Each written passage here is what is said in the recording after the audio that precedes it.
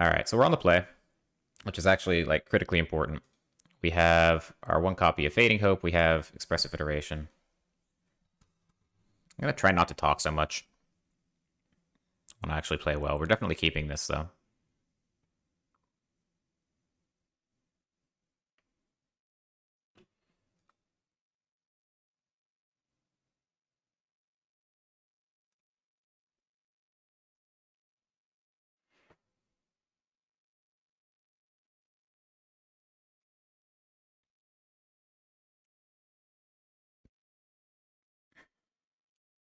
Not sure whether we want to Fading Hope anything on one or not. Probably not.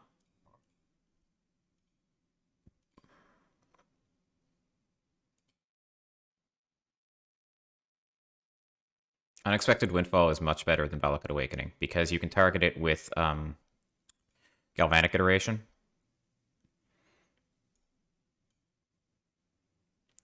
And you get the extra treasures and don't have to pay the discard cost.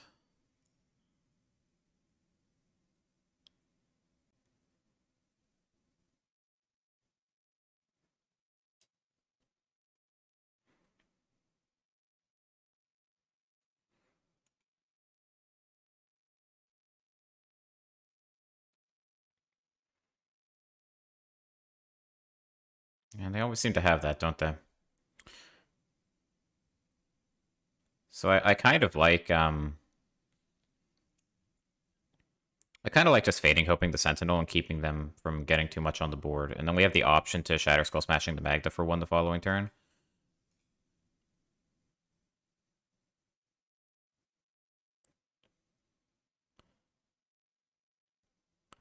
We need our second blue.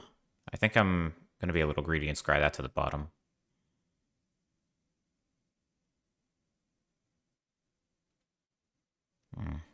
Egg, huh?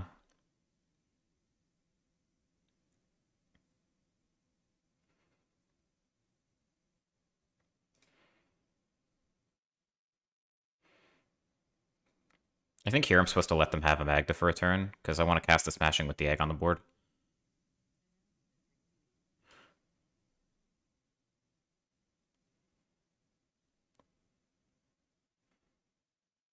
This is awkward, though.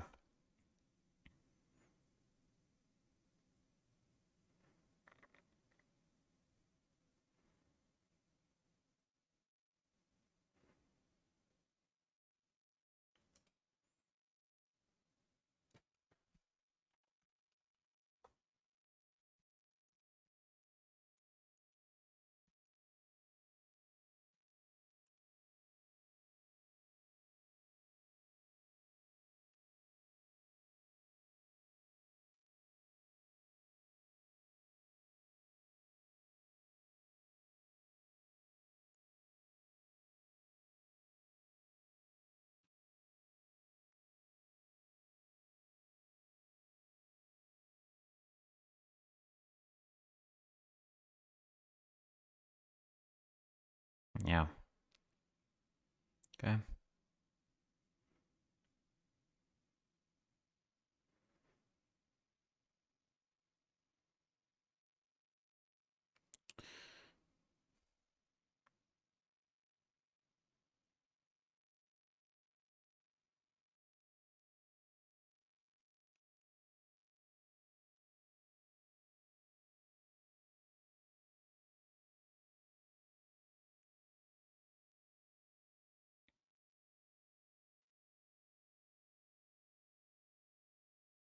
We just take our medicine.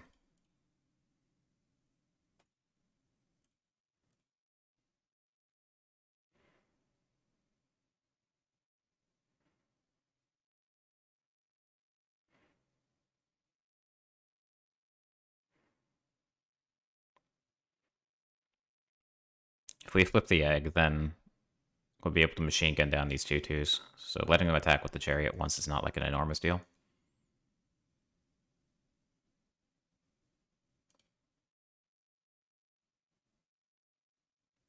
Obviously, badly need to find blue mana, but hopefully Expressive Iteration can pull its weight. Find blue mana, find a removal spell. Keep us alive.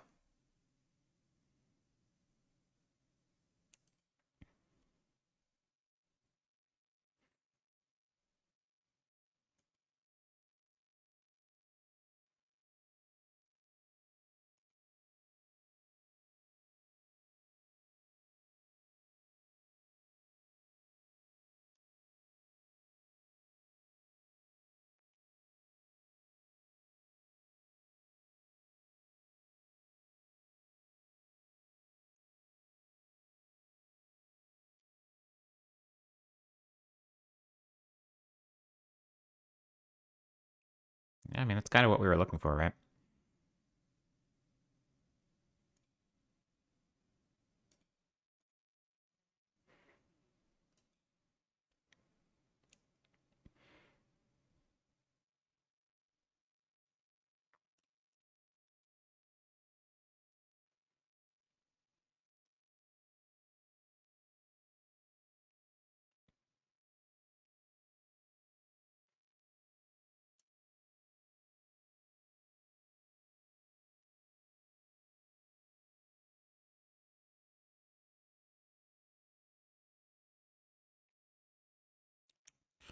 Yeah.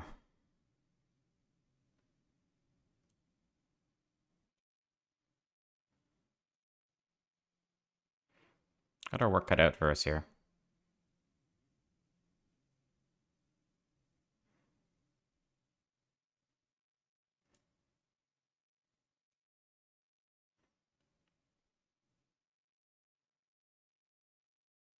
Passing the chariot's not great either because we could just recast it after attacking with the dragon.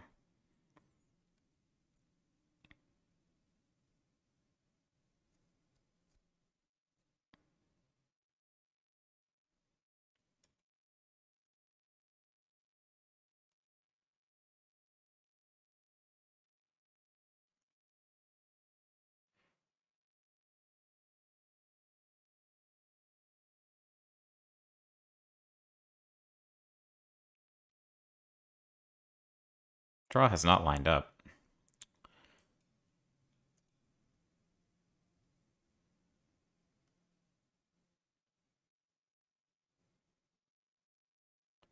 We just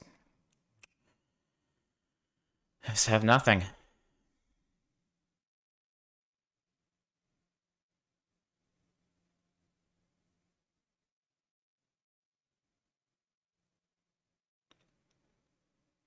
Just 4, 5, 6, 8, 10 block. We're just dead. We play the Lier, are we dead? Like on board? 2, 4, 5, 6, 9. Not 4.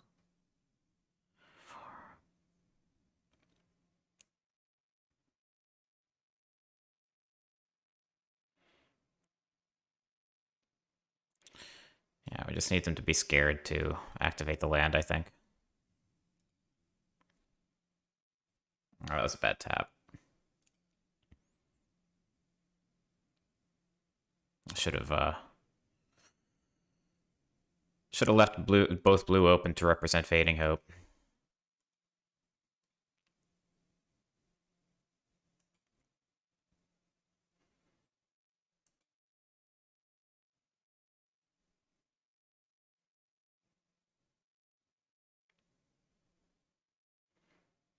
So that lets him attack with Chariot and 4 2/2s. So we have to trade with Chariot.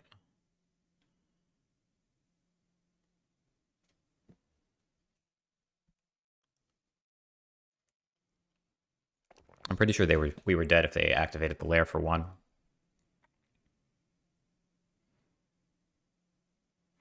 And I'm not sure if there's a way out at this point.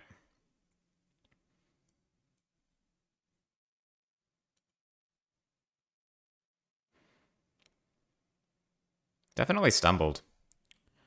Opponent's draw came together really well, and ours is just a disaster. So, okay. That's too bad, because this is the deck that we're targeting. It really sucks to lose that.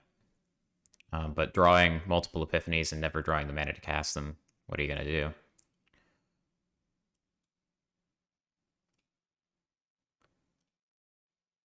But we do get to board into a nice-ish anti-aggro setup. Just using Brad's sideboard from SCG.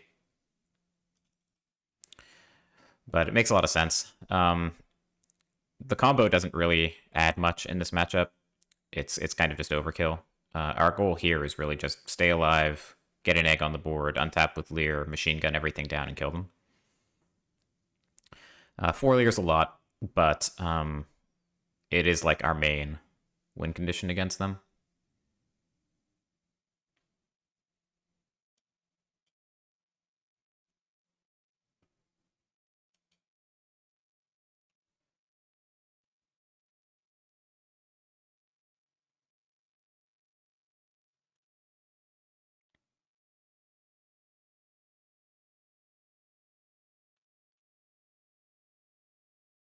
I mean, this is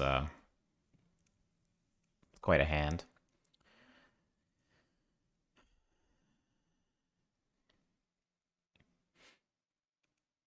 So we have Spike Build Hazard for Magda. We have Thundering Rebuke for anything bigger. We just draw blue. We can cast Divide by Zero, stay alive, get Sciences, get our second blue. Like, we need help off the top, but I actually think this is a keep.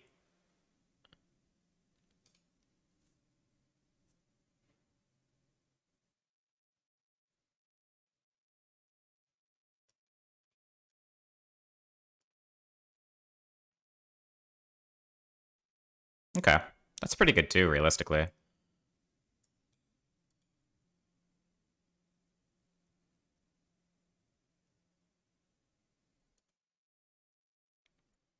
Ranger class is irritating, of course. Not drawing blue is also irritating.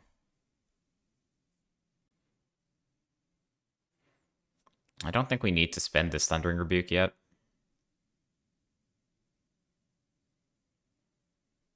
Maybe we can.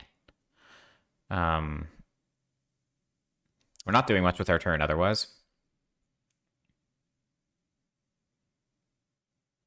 If we draw blue next turn, we won't want to cast Expressive Iteration anyway, because we'll have made our land drop already. We'll want to hold up Divide by Zero instead. If we don't draw blue, then nothing matters.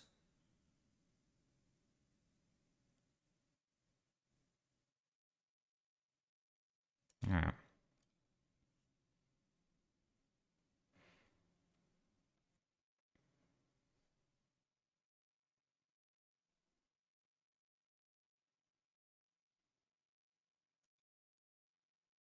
I think if they had Magda, they would have led with it.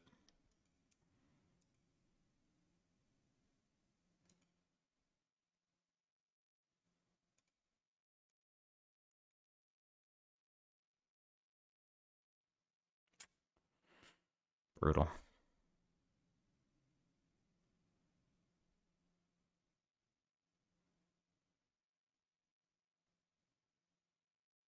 Yeah, I mean, that's pretty rough.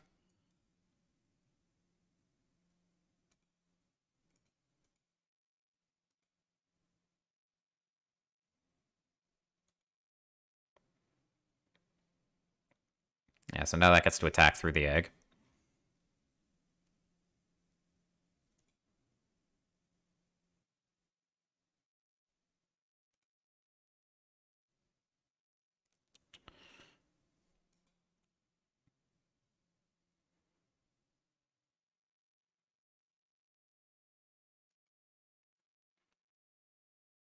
Yeah, I mean, that's definitely pretty scary. We need to flip this egg. And we just... This is insane.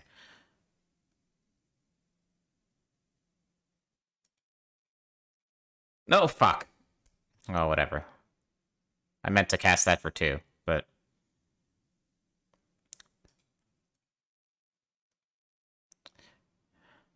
I meant to cast this for 2, kill one of these 2/2s. I mean... I don't think this... I don't think it's going to make a significant difference. So we should be at 14, and there should be one less 2/2 on the board. But we're just dead. Yeah. I mean, we would have been, if I hadn't done that, we would have been at 1, because they cast the second chariot anyway. They would have just tapped this to crew it. God, that's insane. Well, good game. Alright, here we go.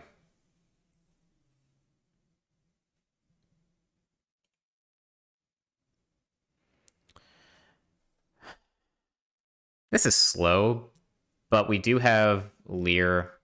Divide by Zero can keep us alive. Expressive Iteration can dig for like cheap removal, and we're on the play. So all of that suggests to me that we should keep.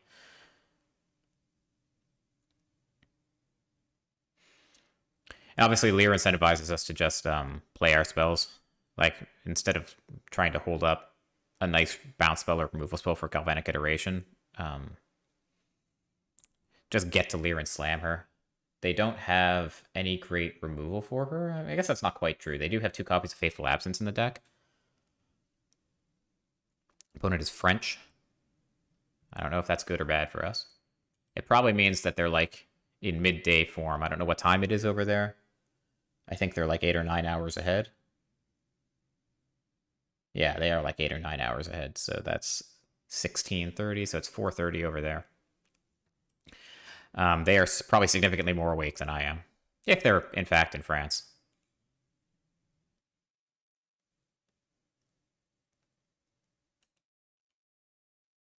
My God, it is 7:30 on a Saturday morning. It's 7:30 on a Saturday morning, and I am playing Magic.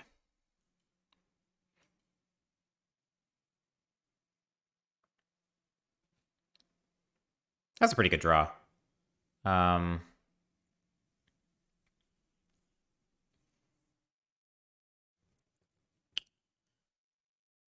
I think we just kill that. I know it puts us at risk of missing our land drop, but this thing can grow. We don't have another great answer to it. Expressive Iteration can hopefully save the day next turn if we really high roll and we get land Fading Hope. But even if we don't, if we get their one drop off the board, I think we're happy. Maybe in fact, I was probably supposed to wait in case they play like Luminarch Aspirant here, but never punished.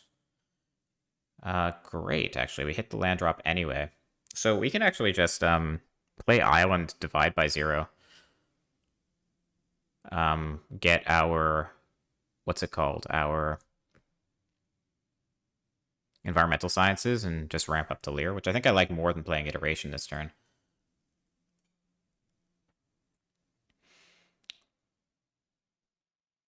Divide by 0 also allows us to hit the Paulo, which they're incentivized to play pre-combat to try to grow the Familiar. This is fine.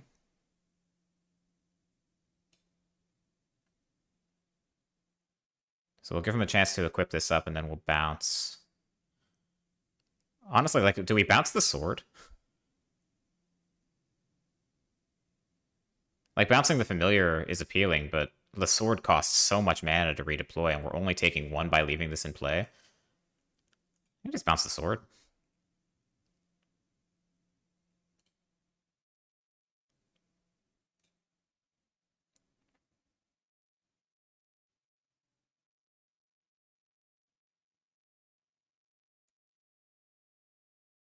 Yeah.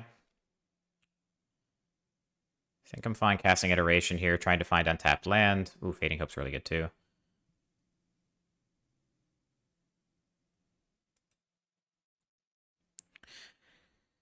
So are we leaving up Fading Hope, or are we casting Environmental Sciences here? We really want to... Hmm.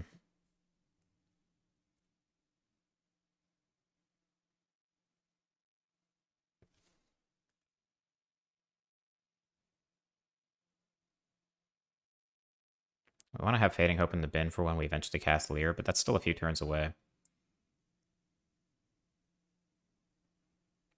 Let's just cast the Sciences, I think. And then there's some future where we can Iteration the Fading Hope as well.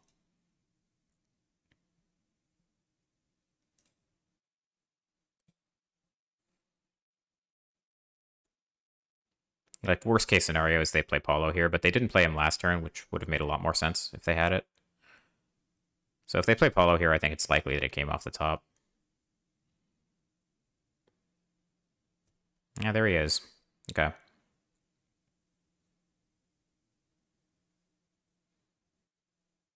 So I don't know what they take. Like, their life is pretty miserable here, honestly. If they take Epiphany, then so be it. If they don't take Epiphany, then we get to Iteration Fading Hope for Telepiphany. And then with Untapped Land the following turn, we can Lier Fading Hope once again.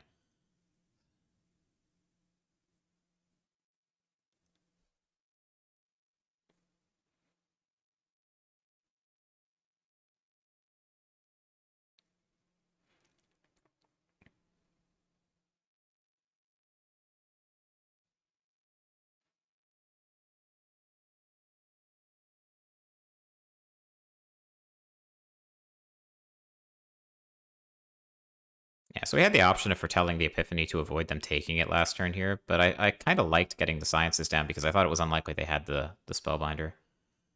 But this isn't so bad, right? Like, we're still going into our turn 5, and we're going to be still at, or we're going to be at 19. They took Iteration, which is pretty interesting. I guess that's an option.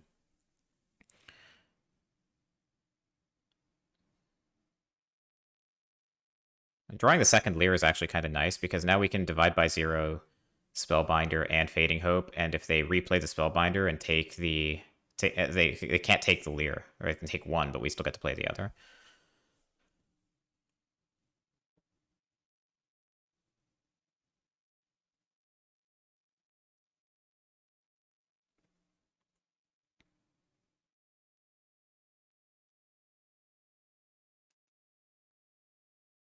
Yeah, I think all we have to do is not die.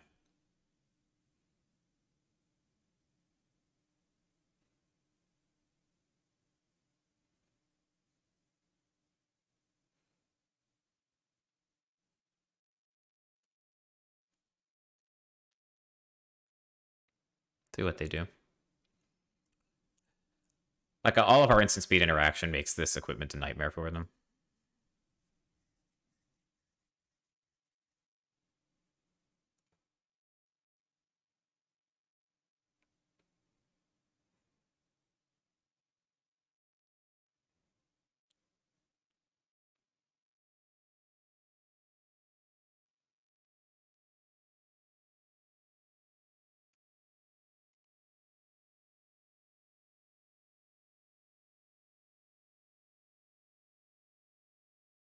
The Familiar is also a problem for them, right? Because it incentivizes them to act pre-combat. But they also really don't want to act pre-combat.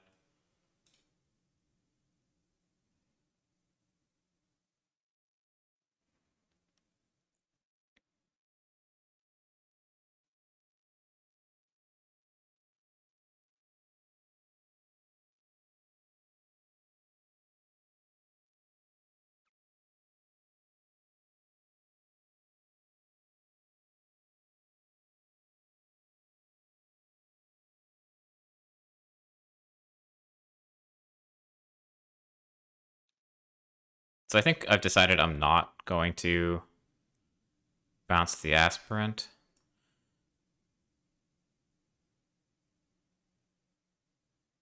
I think I will bounce both of these things. In terms of sequencing, does it matter?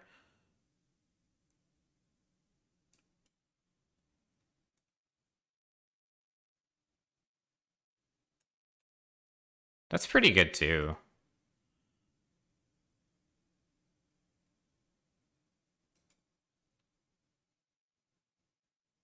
But I need land.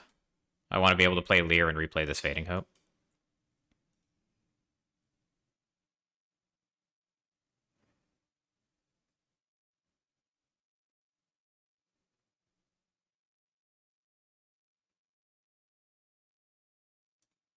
I think I need this land so badly that I'm actually going to loot away this Lier.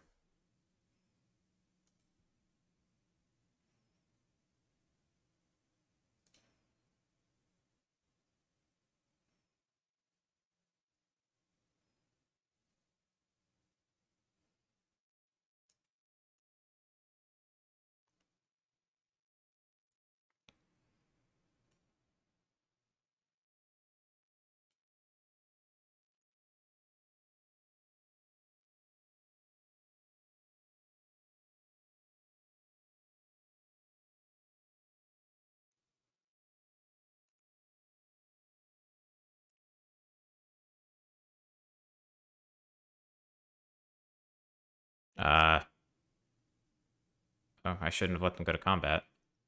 If they put the counter on the Faceless Haven, I'll be sad. Yeah.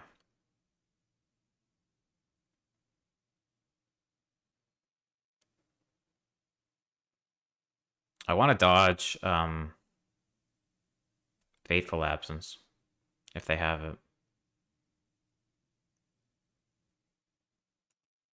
Also, Divide by 0 doesn't hit the Faceless Haven, so I think we have to do this now. And at least if they have Fateful Absence here, if they kill Lier, they don't get to attack with the Faceless Haven.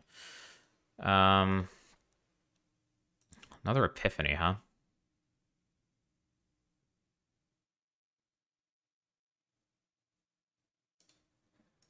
Don't think so.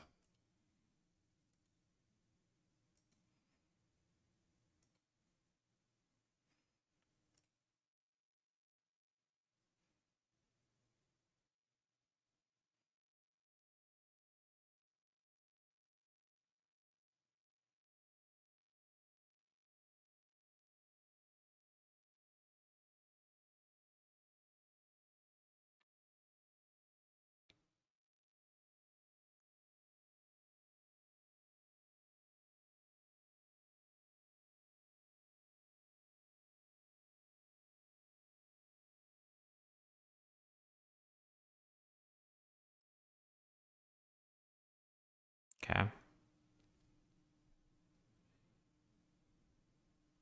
So they play that into the Spike Field Hazard. That's interesting. I think we lead with this. Smoldering Egg is also, like, pretty good, honestly. So Heated Debate kills this Luminarch Aspirant. Spike Field Hazard kills this Luminarch Aspirant. That's 4 mana. Still can't foretell that Epiphany.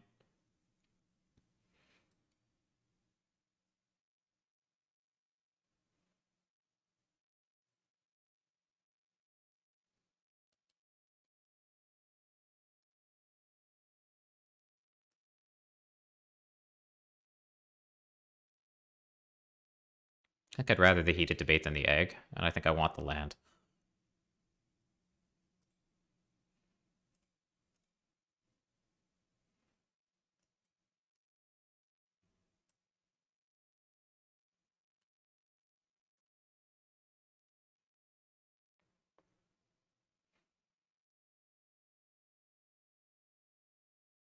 Can also foretell the Epiphany. But we're still so far away from casting this Galvanic iteration.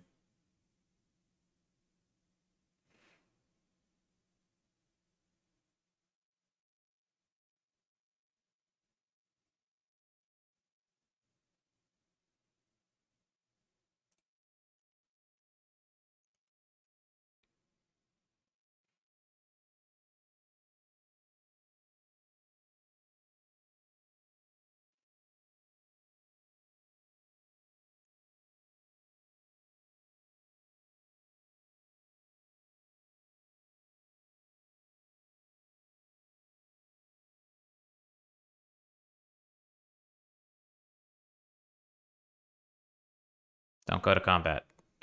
Full control. Okay. Um,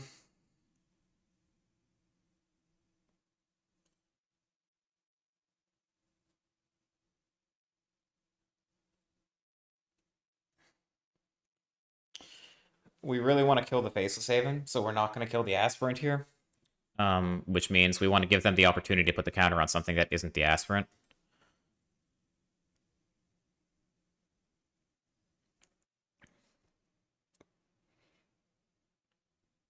This is fine. I'm going to kill the Faceless Haven anyway, so they don't get a chance to play Paulo post-combat. And we'll just take 5 here.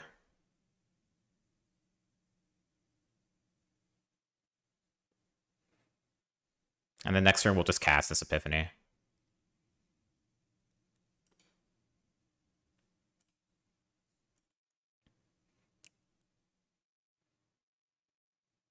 I guess they could land Paulo and we'd be sad. Even that's not too bad, because we still get a second kick at the can with this Heated Debate. This is fine.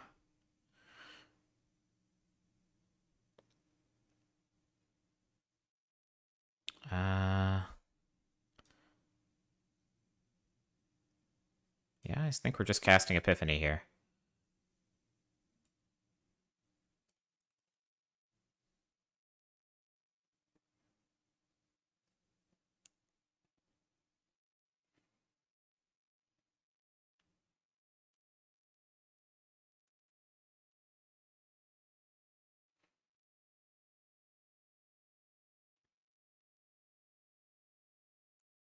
Okay, let's dig a little deeper, I suppose. See if we can find another.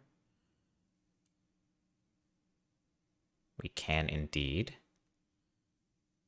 Actually, Shadow Skull Smashing is also pretty appealing.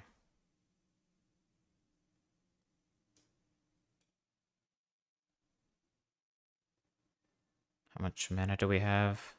6. So Shadow Skull Smashing. Whatever. I can go back.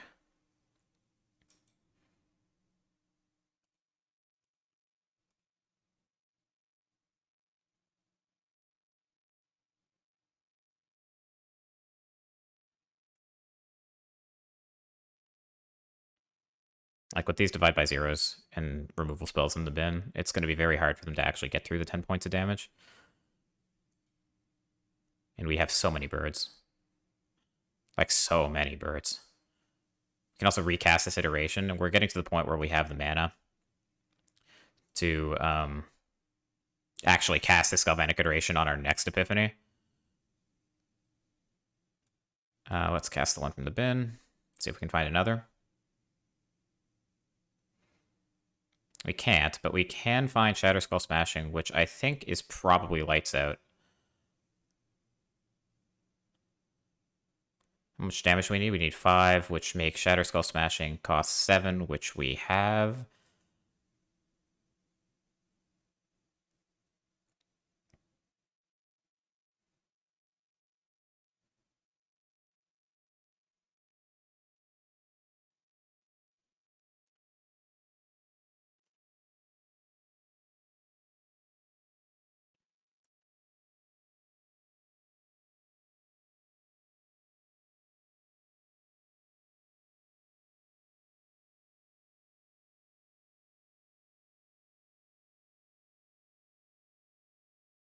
So this will become a flyer.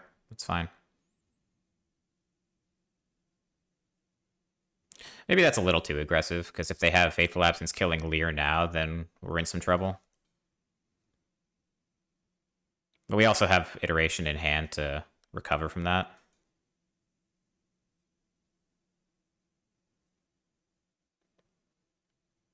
I'm going to power up the Haven and attack.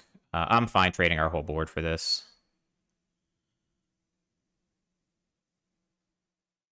This is fine.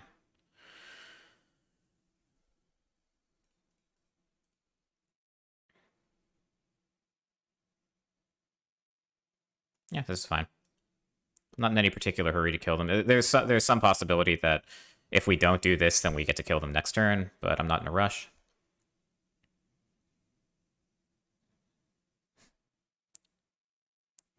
Yeah, so that would have killed them. But what are you going to do? Actually, I think they might still be dead to the Hall, actually. Let me just do the math on that.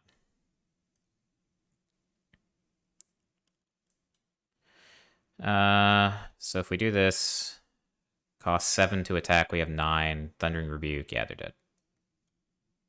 Oh, no, they're not dead because they have Ward 1. Frustrating.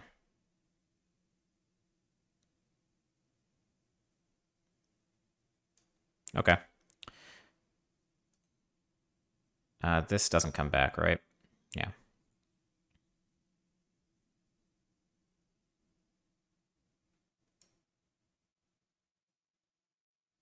I think I want to cast this from the bin. No, I don't want to let them replay it. Maybe I do. I don't think this matters, honestly speaking. Let's cast the iteration from the bin first, in that case. Sure.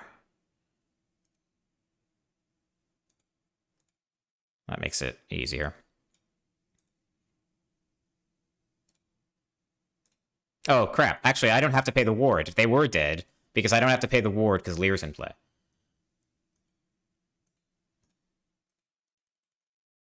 That takes some getting used to.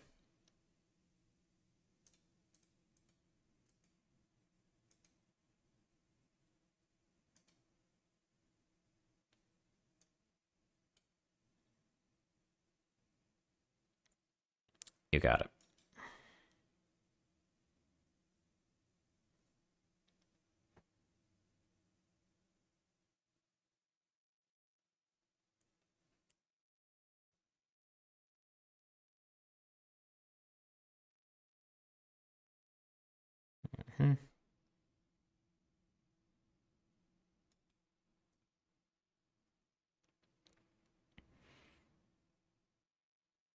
Yeah.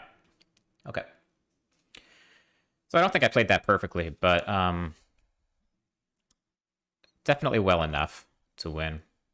I mean, obviously. Don't mind me. I'm dumb and slow right now.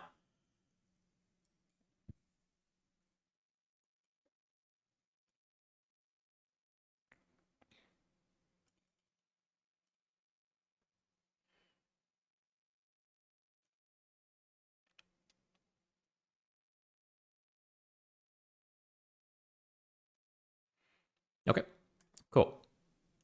On to game 2.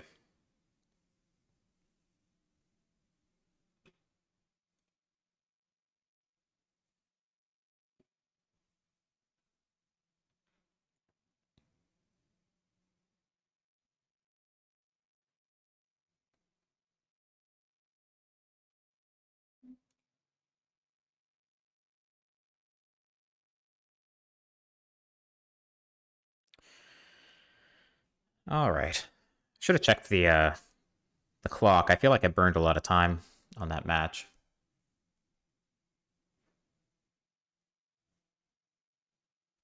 You'll have to bear with me. I play super slowly in tournaments, period. And first thing on a Saturday morning, I'm not usually at my quickest. So if you're still around, if you're sticking with me, thank you very much. I'll take this opportunity to invite you to follow, do other things too. I have a YouTube channel where I'll upload these matches after the fact. Yeah. Really bad at like almost allergic to asking people to do stuff like that, but I feel like if I don't, then people won't do it. And knowing that people are watching is one of the motivating things. Makes me keep doing it. So if you like it and you want me to keep doing it, and that's probably the best way to let me know. If you don't, that's fine too.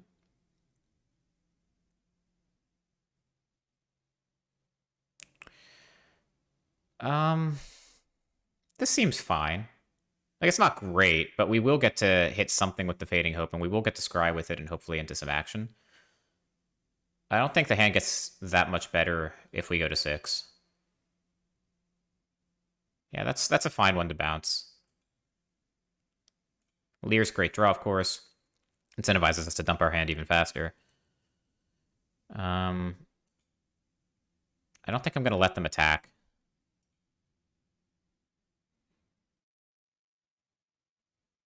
Obviously, like, bouncing their 1-drop is kind of a push, but I don't want them to be able to make the token in case their hand is awkward. Divide by 0, yeah, we'll keep that.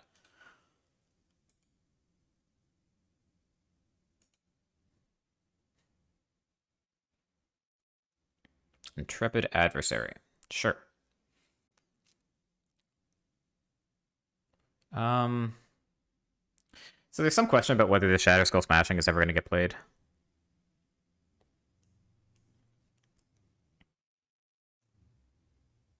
I suppose we don't have to make that decision like right this second. But if we play Divide by 0 turn 3 and then have something we want to do on turn 4 with all our mana, then we may end up having to bolt in the Smashing to play Lier on 5. I still think this is fine. Bouncing the Adversary also not super appealing, because it can come down later with the Valor counters on it.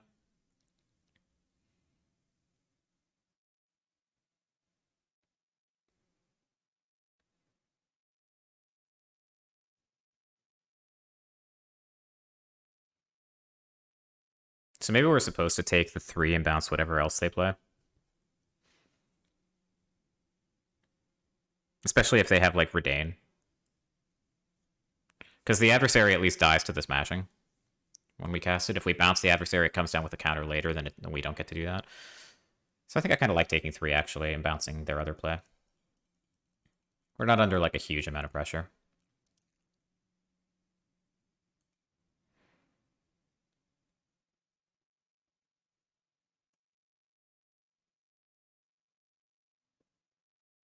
Lier does incentivize us, of course, as I said, to bounce literally everything.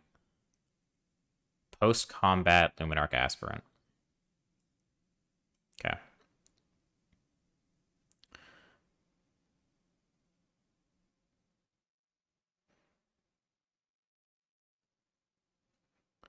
My Kingdom for a Cinderclasm.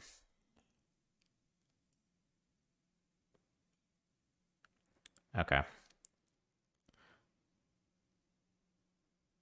So I think in that case, I actually am going to bounce the adversary. And if they replay it, I can divide it by 0. It saves the most damage. And hopefully we can draw some other form of interaction to tide us over in the meantime. Second Lier is not it. Second Shatter Skull Smashing, however.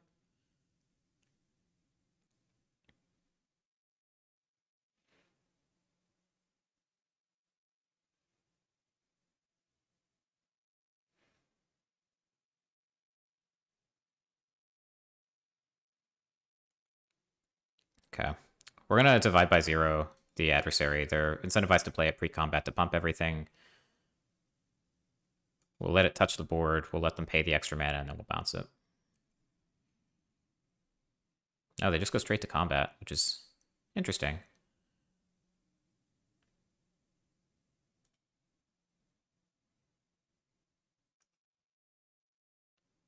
Yeah, I'm just gonna bounce this then, in that case.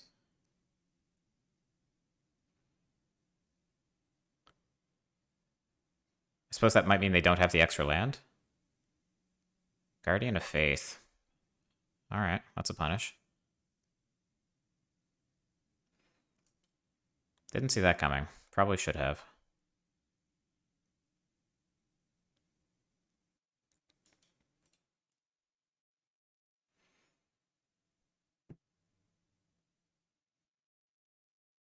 So this is 3, 6, 8 damage next turn. Could be in some trouble.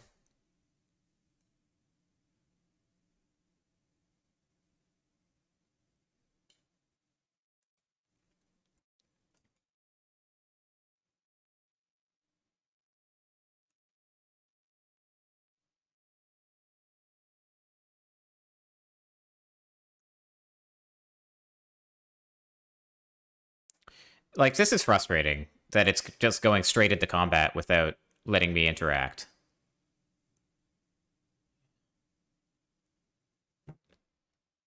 Because I would have probably bounced the Aspirant pre-combat if they had tried.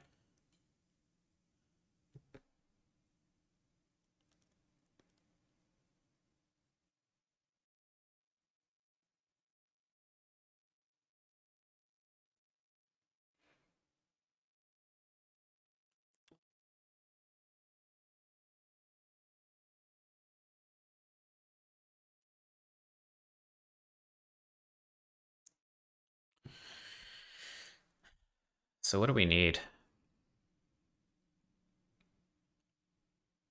If they play the Intrepid Adversary and we bounce it, then...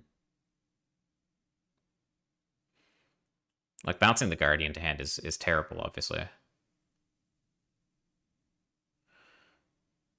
Okay. We have to divide something. Obviously, they suspect it at this point. They're going to play around it. They also have Faceless Haven in play. I'm not sure we can win.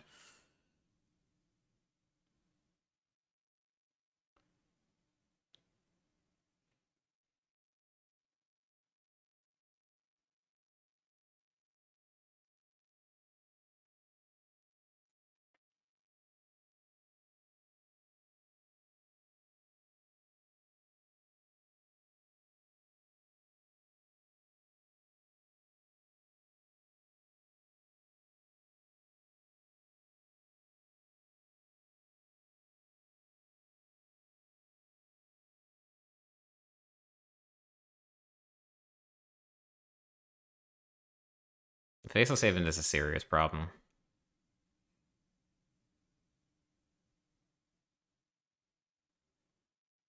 Because, like, it plus the Guardian are lethal. It chose not to pay. Sick.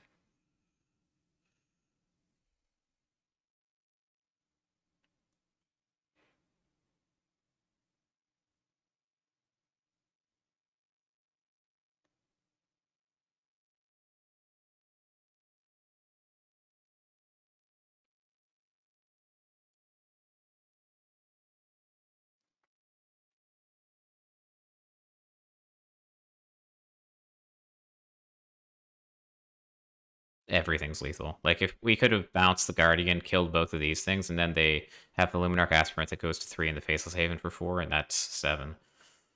So nothing does it except, like, removal spells, so I think I'm inclined to actually, like, even loot away.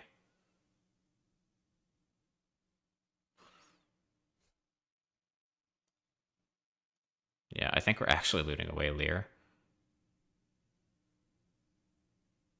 Now what?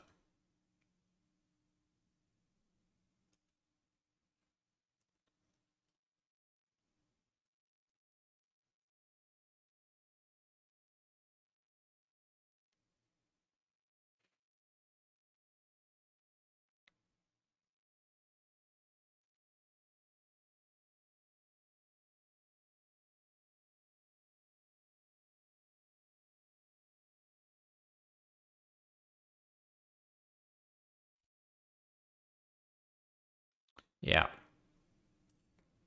Alright, you got it.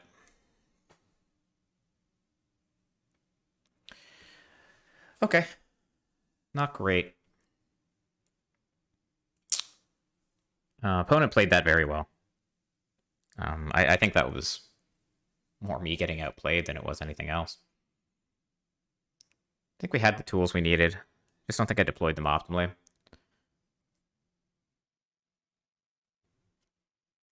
That said, we were basically dead on... We were essentially dead on their turn 5, our turn 4, so... Maybe not. Maybe it's hard to be too hard on ourselves there.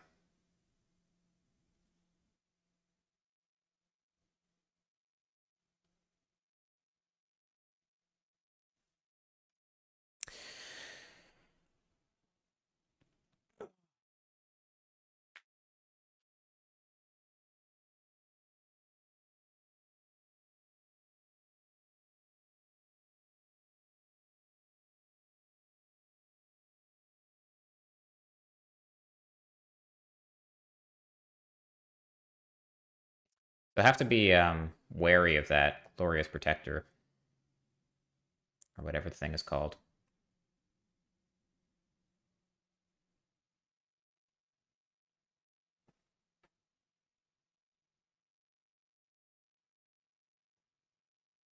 Guardian of Faith. That's the card. You're killing me. Okay. That side's actually pretty good, actually. It looked worse at first, but... Yeah, this is pretty great.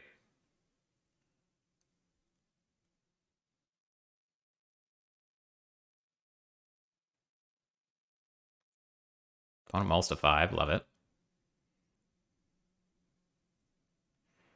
Opponent mulls to 4, love it.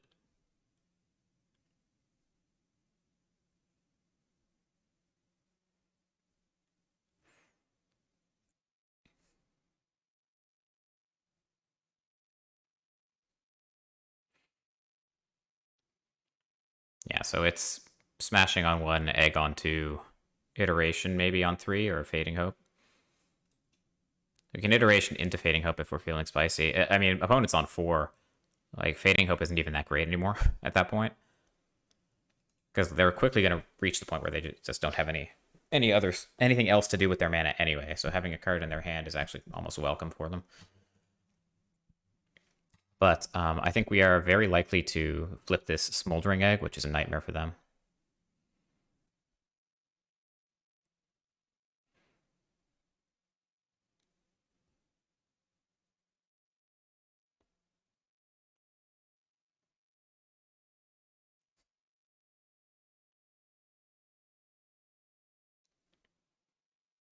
Okay.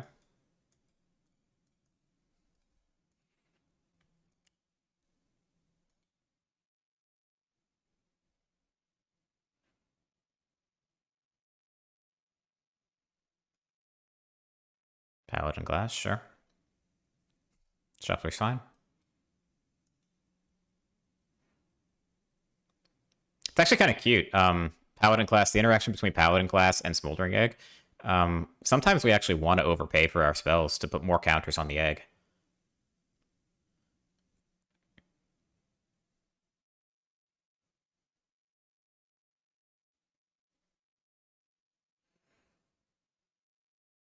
Like, we have the option here of just playing tap land Fading Hope on their turn to put two counters on the egg instead. And then the following turn, we'd be able to play the second egg plus Burning Hands.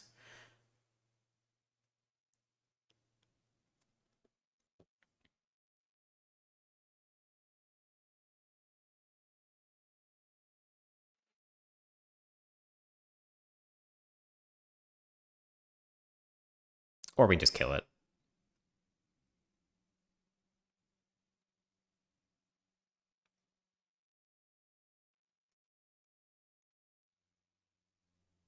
Yeah, just kill it.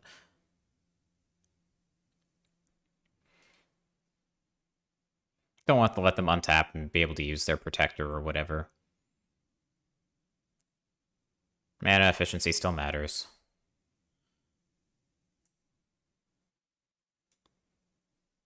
We'll Smoldering Egg it up. I think I'm fine just casting Fading Hope here. Trying to scry into something good. They replay it. We get to cast Smashing. Probably flip both of these eggs.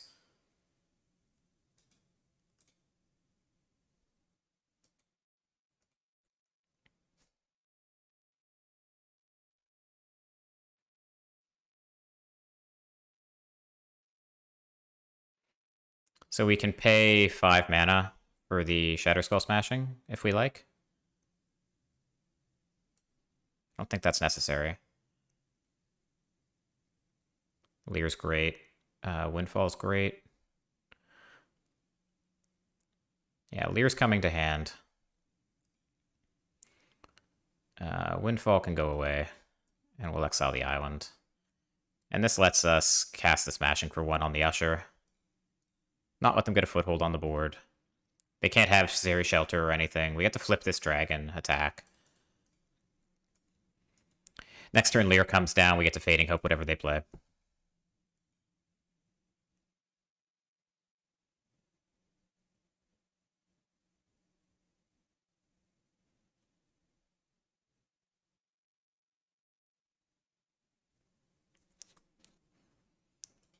They could find Paulo, I suppose. Paulo would be probably pretty bad, although any spell we get to flip both eggs and put a shitload of pressure on them, so. Yeah, Redain. So now we actually get to play the Fading Hope here and flip the egg and go face with the dragon.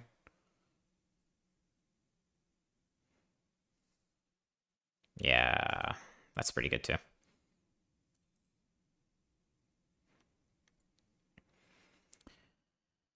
And if they replay Redain, we have Fading Hope and we win.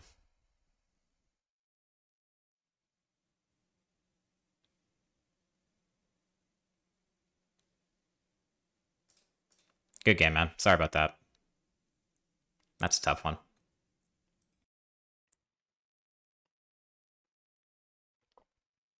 So in terms of main deck counterspells, they run 4 copies of Saw It Coming, 4 copies of Alrund's Epiphany, 4 copies of Behold the Multiverse, 4 copies of Doomscar. They're like Foretell Tribal. They run every relevant Foretell card. All right. And in terms of removal, they're actually fairly light. They have 4 copies of Fateful Absence.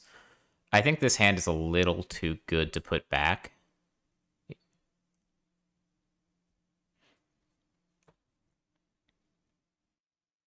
I don't know who the beatdown is.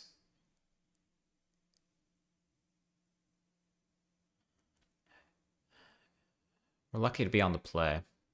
Although they're probably just going to foretell stuff on 2 anyway. I'm not sure the Terraria Disruption is going to hit anything, but I want the Hall of the Storm Giants played by turn 2, so I can play, and I want to play the egg on 2, so.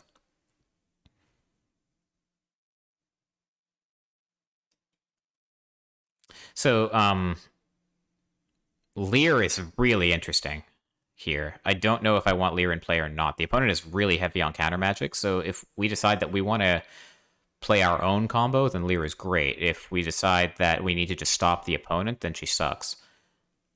They didn't foretell anything. What does that mean? What could they possibly have?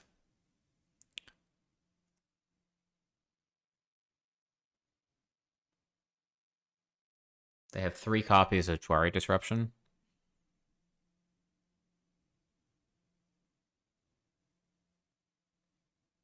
I don't really want my expressive iteration getting disrupted. I'm just saying go. If they try to cast like Celestis or something, I'll disrupt that.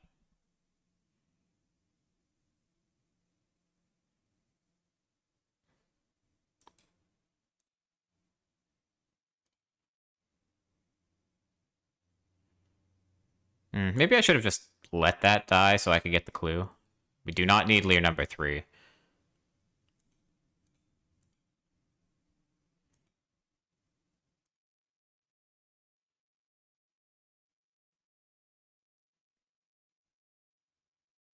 I don't know that I even want to play the... Yeah, if they cast the Celestis, I wasn't sure I wanted to disrupt it because...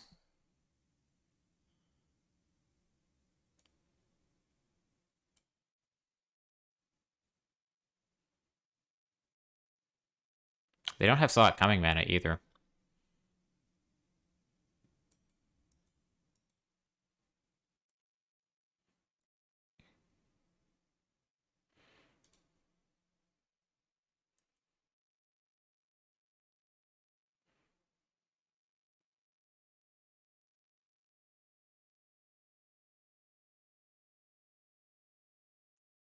They just say go. They don't even kill the Hall. Interesting.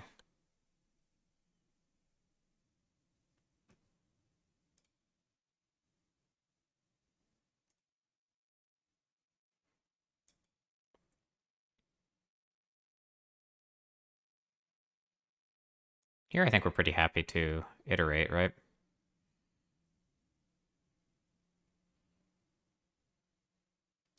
We can jam Lier. And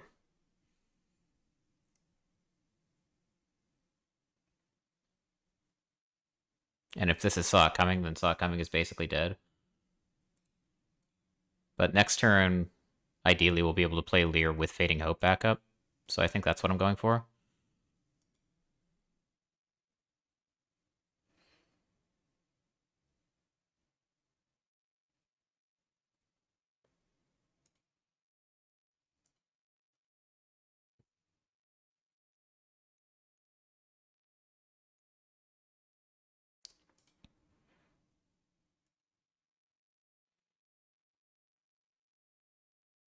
Obviously, divide by 0, great draw with Lier.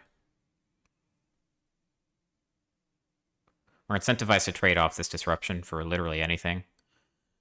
Because it won't do much once Lier's in play.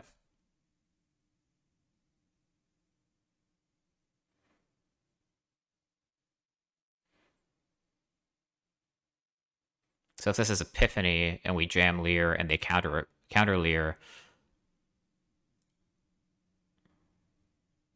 and then untap and cast Epiphany, then we're kind of sad. So maybe we're holding off one more turn on playing Lier so that we can...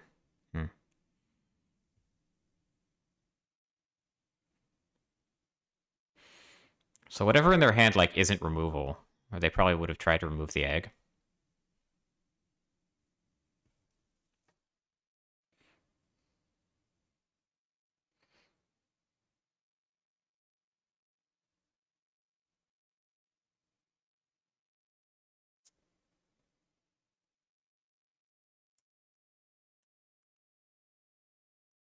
We can wait. Like, they're kind of in a tough spot. If they do anything, we can divide it and put counters on the egg and threaten to flip it.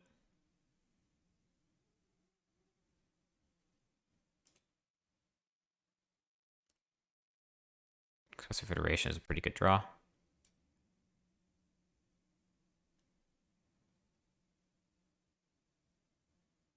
Wow. Those are some magic cards.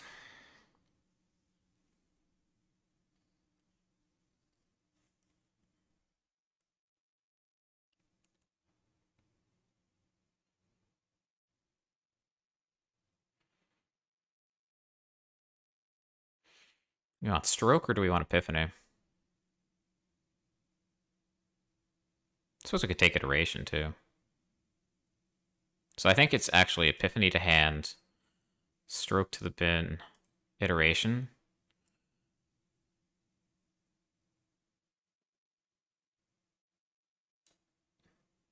Iteration again.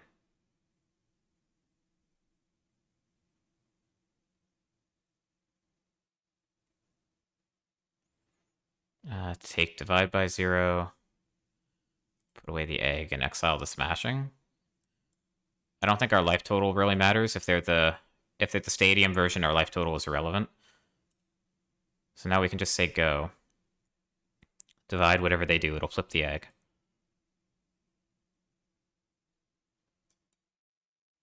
If they try to kill the egg, I think I just let it go.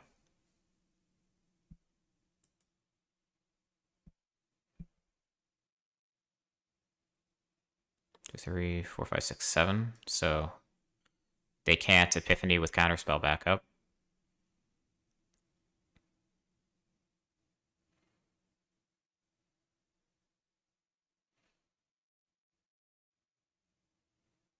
Doomscar. They can Doomscar with counterspell backup. But I think we're fine with this. Because if they don't have the counterspell, then we get to Epiphany with the egg in play. And if they do have the counterspell, then whatever. Sure.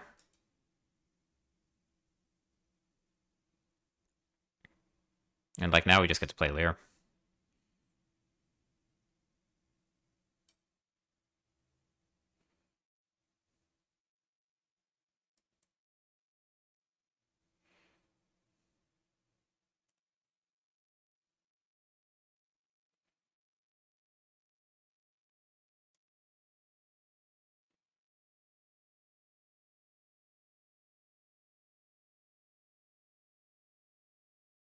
And if we untap with Lier, obviously we get to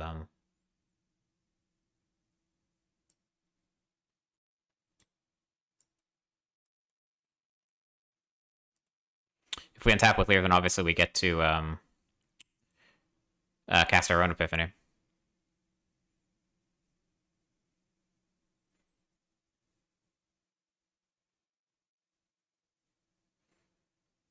Not sure what we even realistically want here. Teachings isn't great.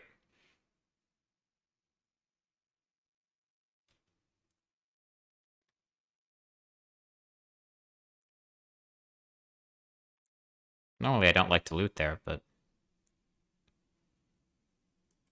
So are they going to foretell? They are. Okay. Oh, baby.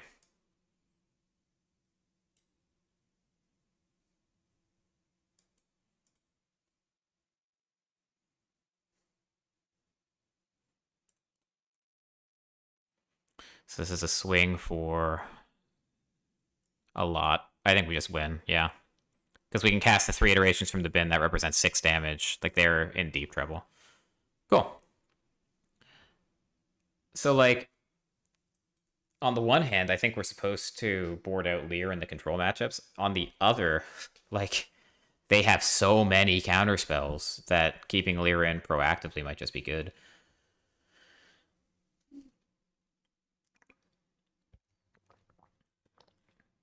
Let's see. So, definitely want all 4 Hermits.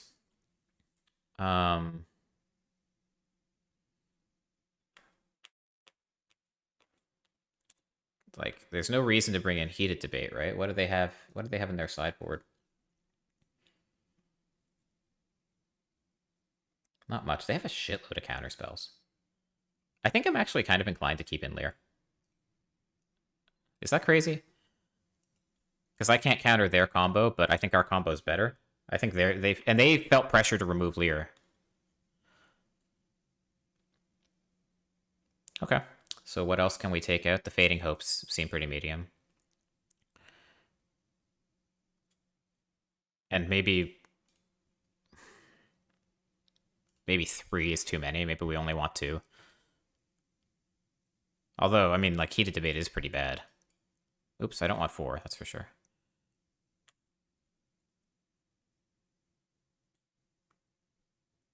Thundering Rebuke is pretty terrible as well. Because there's no dragon to worry about. They have the Celestis. Maybe we're supposed to bring in the Prismari command for that. Actually, I kind of like having some number of Fading Hopes as well to protect the Lier. So maybe we trim one. Maybe we do this. Yeah, I think I like this.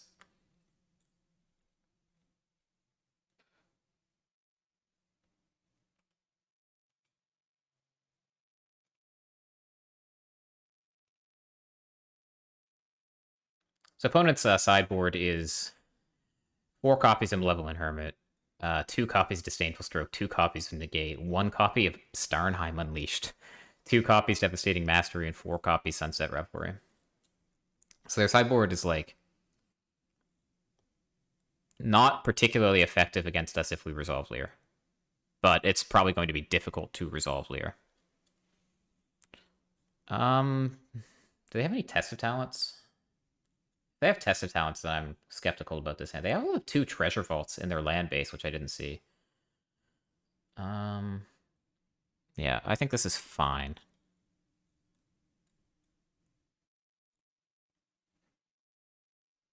So I think we start with Hall. Again, our life total doesn't matter. This is basically an untapped land.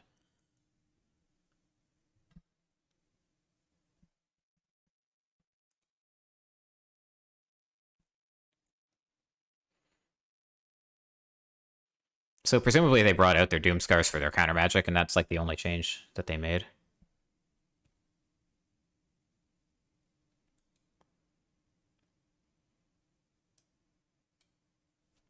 So we want to make sure we have blue-red, obviously, in case we draw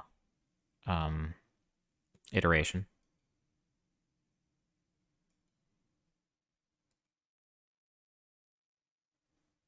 It should hold up I should put a stop there. In case they do something.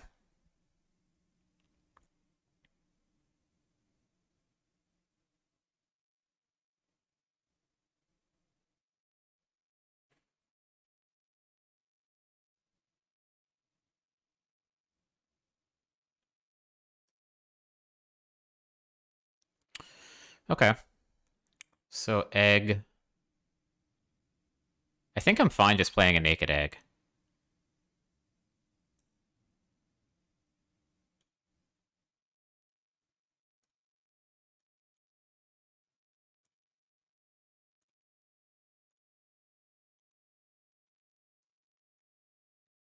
This lets them resolve a Memory Deluge if they please. That's fine. If they tap out on their turn to do that, we get to tap out on our turn for a Windfall. Put 4 counters on the egg.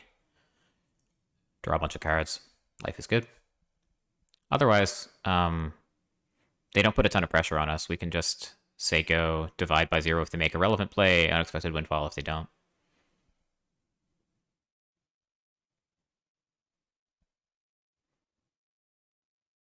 Okay.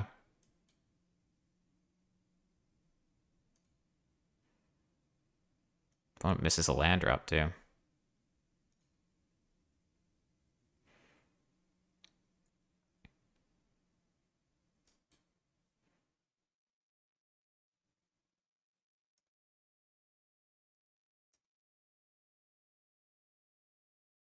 So if they hadn't missed a land drop, I would be less aggressive about doing this. But like the fact that they probably have Memory Deluge in hand and they're struggling to cast it makes me interested in that. Post-board looting is not nearly as good, I don't think. Teachings is like super unlikely that we're ever going to actually cast it. I'll just take Sciences even though I don't really need it. And I'll continue to bluff having the Fading Hope.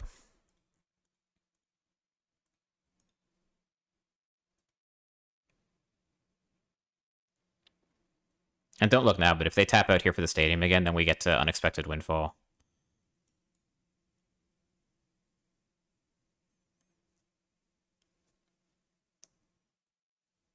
Top. One of them's a land. The other could be anything. Okay, pretend to tank.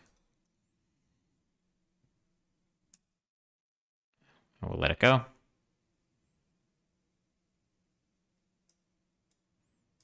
So here I think I'm happy to just windfall, and I think I'm even just going to bin the sciences. That's a lot of windfall, not going to lie. Alright. Actually, the clue should hold priority, right? So I don't need to bluff anymore.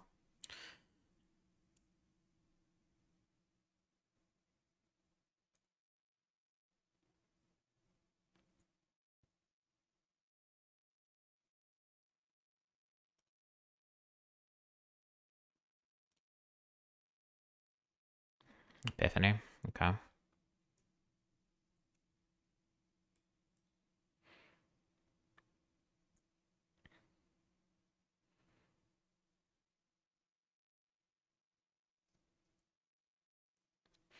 So we can't just jam it. It just seems super unlikely that this card is not saw it coming, or like there's a disdainful stroke in their hand or something. So I think I'm fine just for telling. And saying go.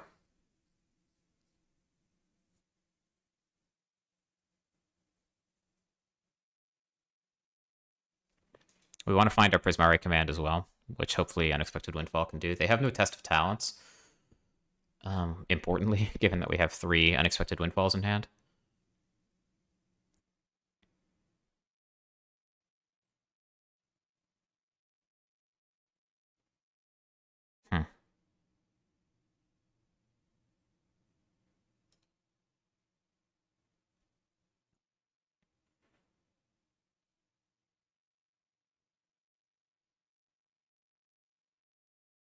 Okay, before they're able to untap here, I'll go for Unexpected Windfall. In fact, I probably should have done this before Teferi resolved.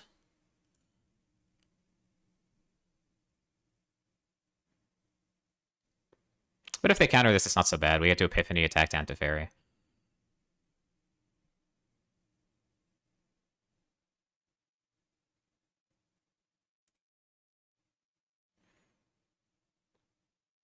Wow, okay, they untapped Field of Ruin. So they have only colorless mana.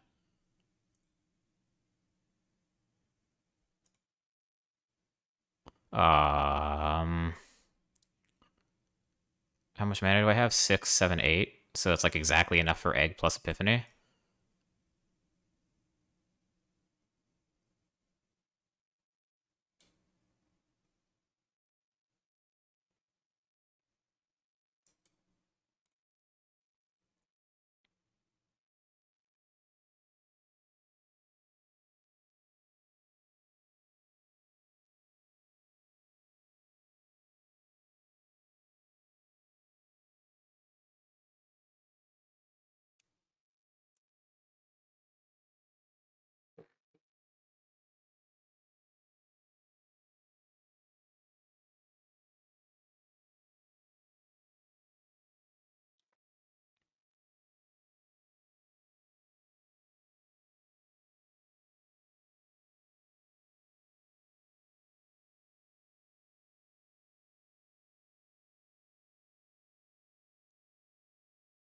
Yeah, I made my land drop for turn. Right? Did I? No, it's letting me play that, so I can make my land drop for turn. I think with the Windfalls in hand, I think I'm down to do that, especially with the Hall on the board. As much as I would like to be able to cast this and ding Teferi, flip the egg. We're going to flip the egg with the Unexpected Windfall anyway.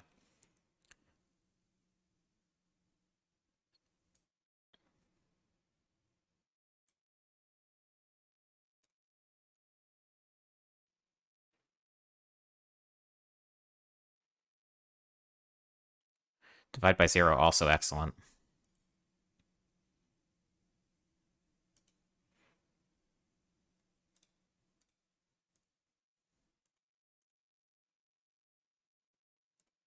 Oh shit, I should have attacked their face with the 1/1.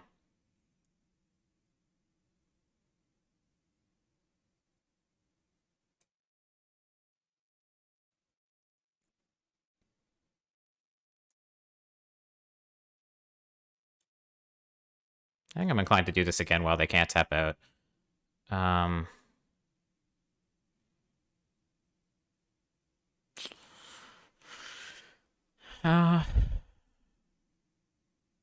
I don't really want to discard the divide by 0 either. This is tricky. I think what I want to do is I want to divide by 0 and hold open cracking the clue.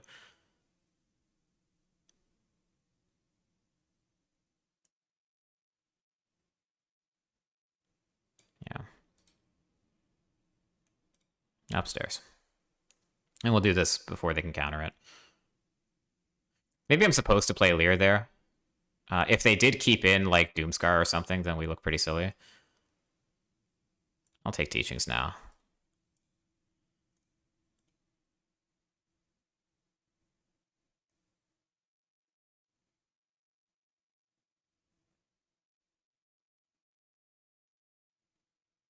Yeah, I'm not sure I played that turn too well. So they have Celestis. Do they also play the Stadium? They only have one blue. They do.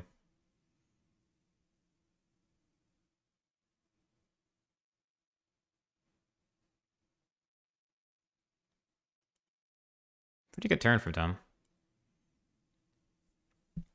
Okay, so we have 7, 8, 9 mana.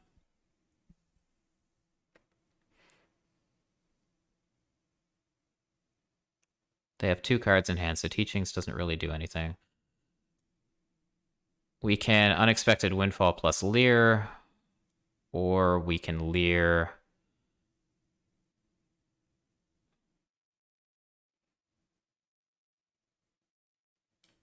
How does that work? So we can Unexpected Windfall. We get 4, 7 mana. We can play Lier. We're down to 2 mana. Without the ability to counter anything. So I think it's probably... I think it is probably just Lier here. Hold up divide by 0.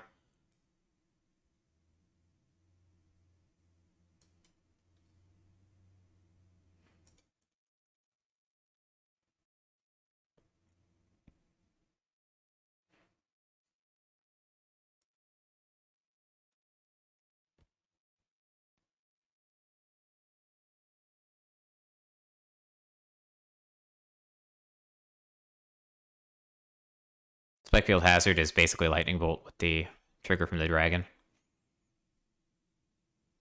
Yeah, that's fine. You got it.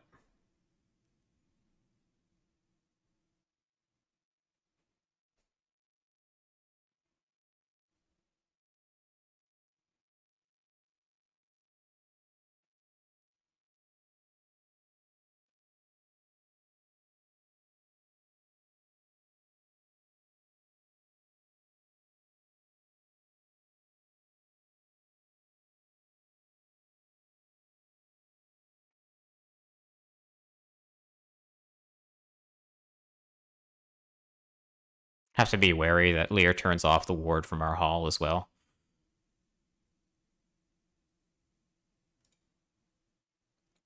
I think here we just have to go for the kill.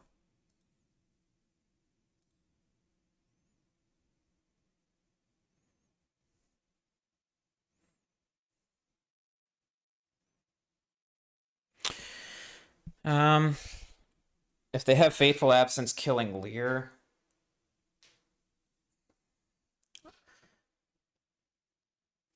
Okay, let's do some lethal math. This is 7, 9, 11 just with Environmental Sciences alone if we untap. Okay. That's pretty good too.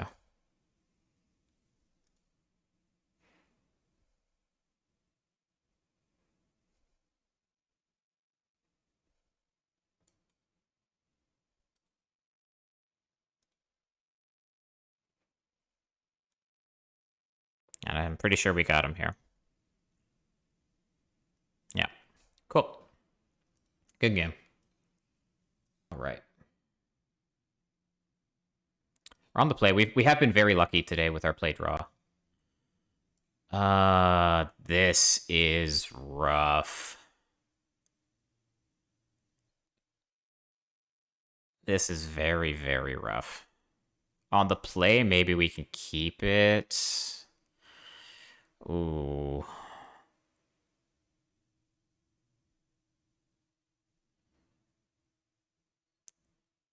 Ah. I'm gonna keep. I don't love it. Um,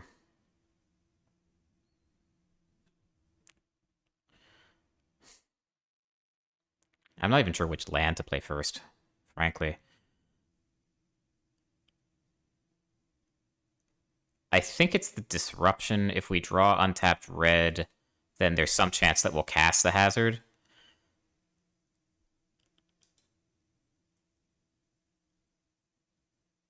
No.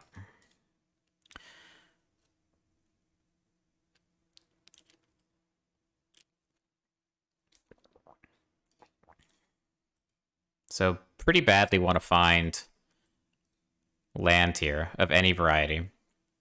Getting the egg down would be pretty good. And then we can go from there. No land to speak of. So we can either kill the aspirant or we can play the smoldering egg.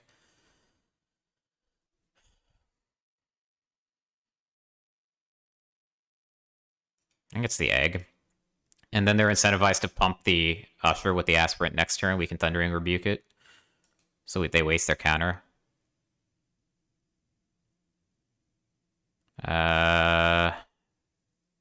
That's not good. Well, there's just no way to beat that. Like, we must draw untapped land here and divide that by 0, or we're just dead. And we do. Do they have anything in their hand, anything in their deck that would make me not want to do this on my turn? I think the answer is no. If we draw untapped land again, then we can Galvanic Iteration, Thundering Rebuke, and I think I actually like that. I think I like looting away here instead of fetching. Maybe not. Maybe that's too greedy. Maybe we can divide, get the sciences, gain some life, and then cast Thundering Rebuke. Make our way slowly but surely towards casting this Epiphany. We have the Windfall to ramp into it.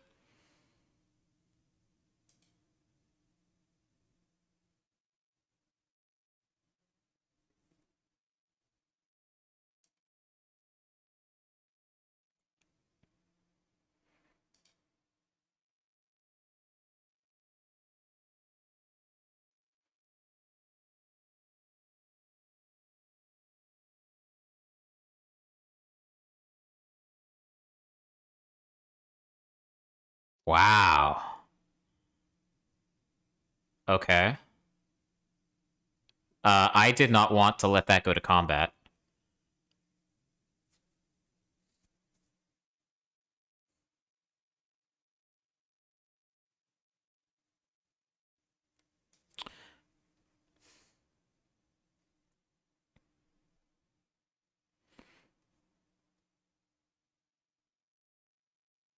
I think I want the Aspirant dead, even though this is a little easier for them to replay.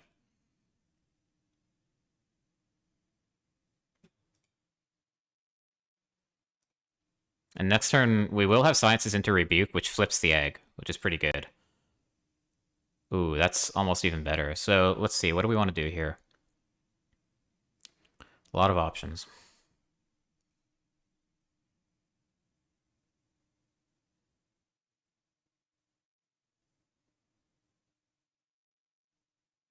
I think we have to rebuke something. Obviously, there's no point Galvanic Iterationing that. So the question is, do we Smoldering Egg Rebuke with the intention of Sciences? Well, we also have the option.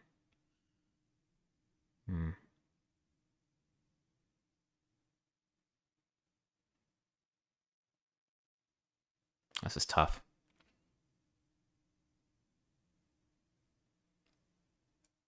I think I want my land.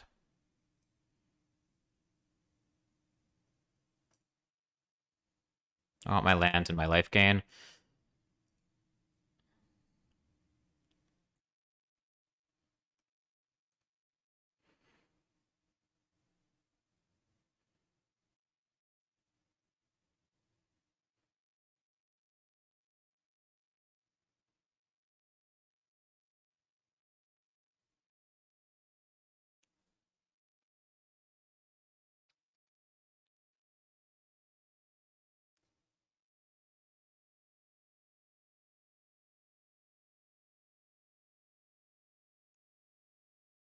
I wonder if the dragon's getting put in the hole.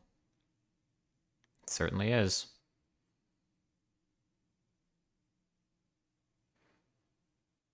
That's really good too.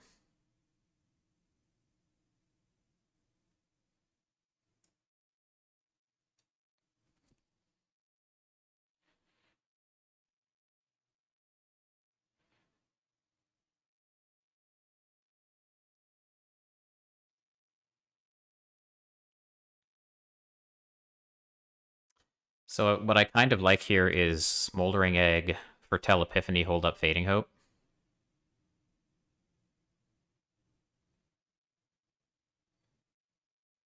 And then we get to cast the Epiphany, flip the egg.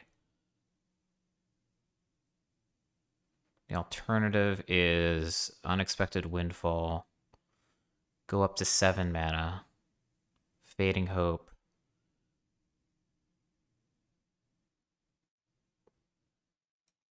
Oh, I think this is too good.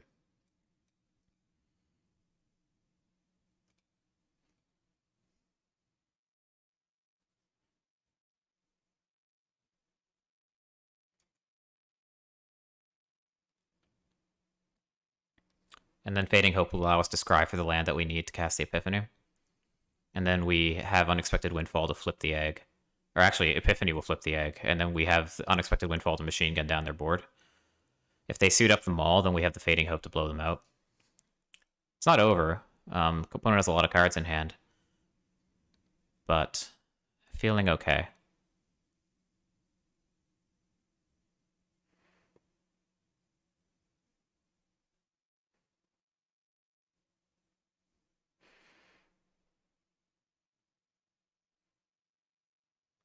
Add line.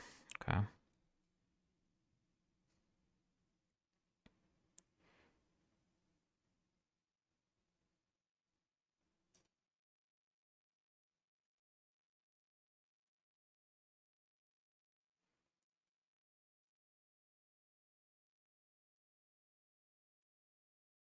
So we really, really need untapped land. We find it.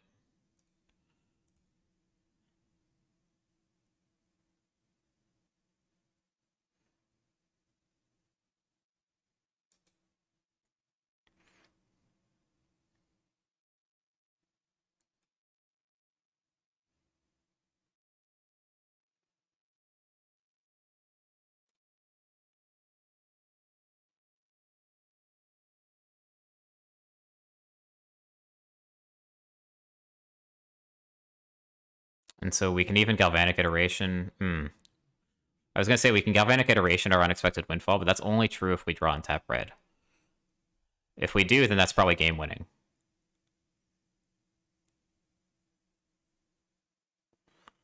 Fading Hope ain't bad either. This gives us treasures that we can use to cast the Galvanic Iteration if we do decide we need to double Fading Hope.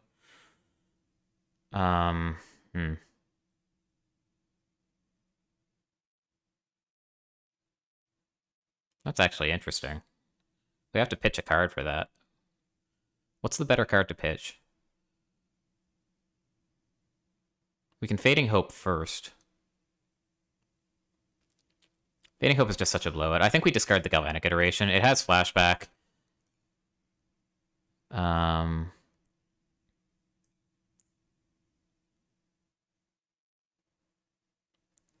Lier is also really, really good. Next turn we get to play Lier, have Fading Hope available.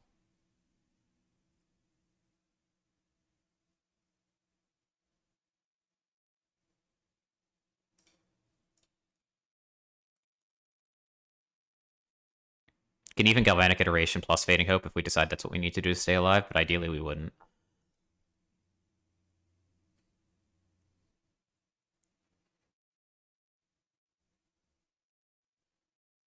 We don't have an Epiphany in the bin, right? Right.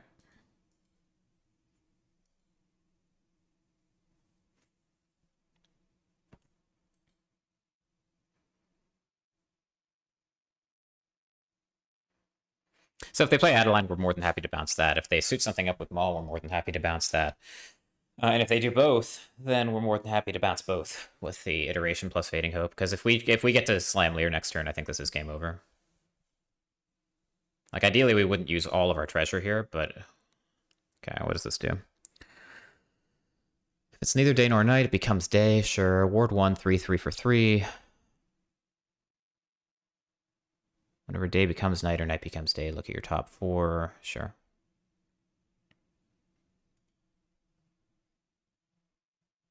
The ward is a little irritating. Intrepid adversary. Okay.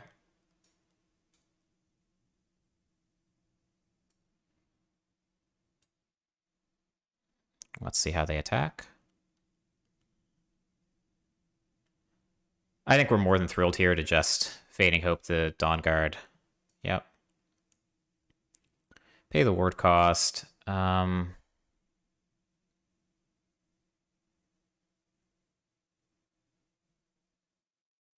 Yeah, I think this is fine.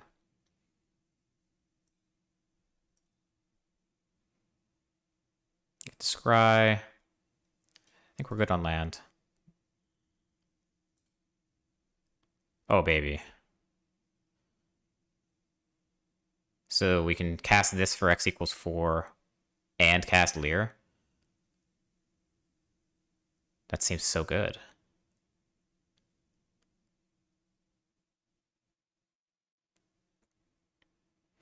But I think it's unnecessary.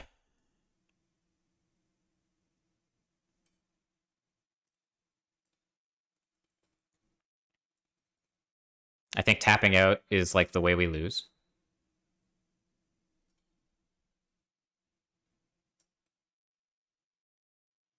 That was a bad tap. I don't think we drew our... I don't think we played our land for turn yet. So I'm going to do this. We'll kill the Usher. Fetch an island. Hold up Fading Hope. Here we go. I think I sequenced that turn incorrectly. But what are you going to do?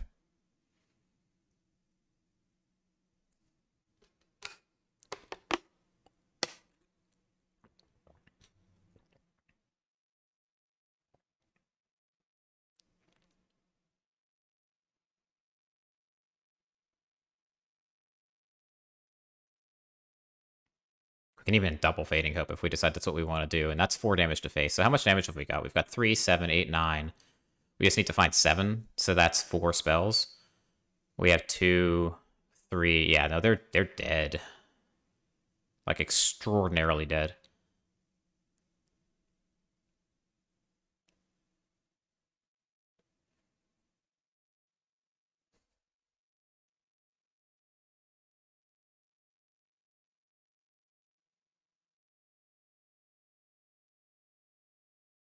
Because we can Galvanic Iteration. Yeah, that's fine. We can Galvanic Iteration copying Windfall, which is mana neutral. That has Ward 1. Sure.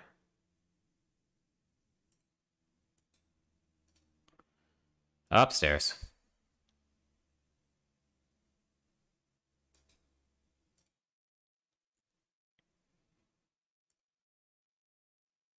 Or we can do that. That also works. Wait. Oh, I didn't mean to do that. Whatever. 3, 4, 5, 6, 7. Sure. This is the easiest way to do it. Upstairs.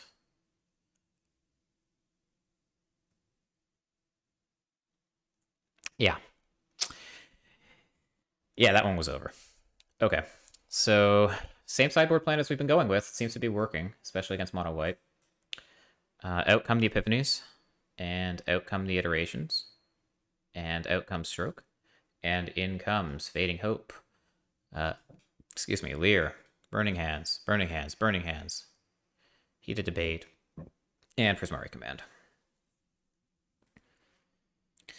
Seems good. I actually think I might prefer, especially on the draw, one copy of Iteration to the Prismari command. Yeah, I mean, this is Brad Nelson's sideboard guide. Like,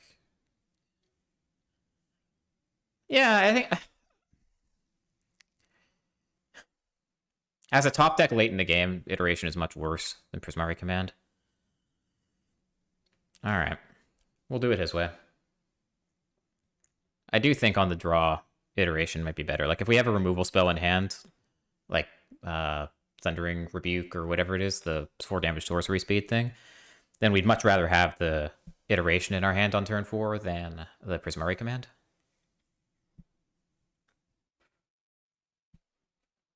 Maybe not. Like you can Prismari command, deal 2 to something, make a treasure, and then cast the second removal spell anyway. So it's only a little worse in that case. And I suppose I actually don't know if Maul of the Skyclaves is an artifact or not.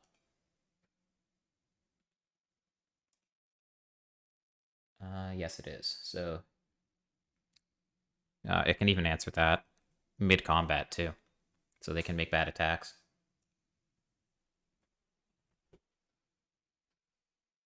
It's getting cold in here again. Stupid fireplace.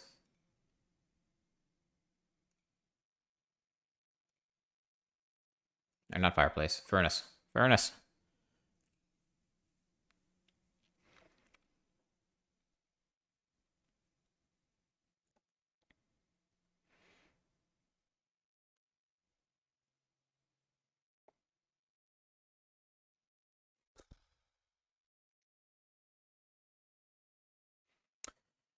An egg and a dream.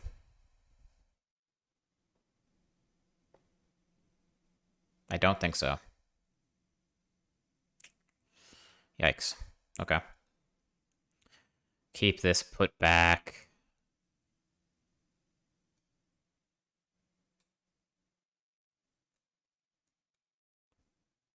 Something like this.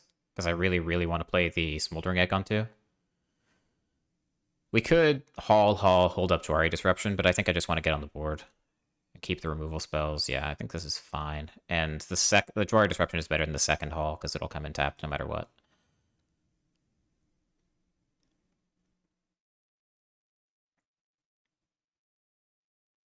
Okay, well, we drew the untapped land. I don't know if that changes anything. Still really want to play Hall on turn 1 or 2. So it's got to be a red source. This can hit a bunch of stuff. It's also good with the Smoldering Egg. Like to put counters on it.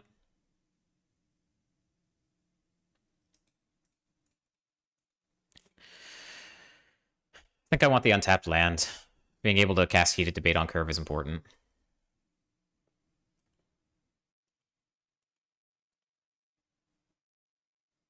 This is not the most imposing curve I've ever seen. Ideally, the egg doesn't go in the hole, but if it does, so be it.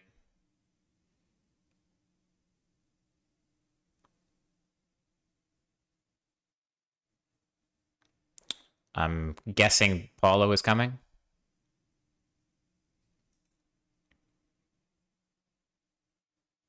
Okay, that's not so bad.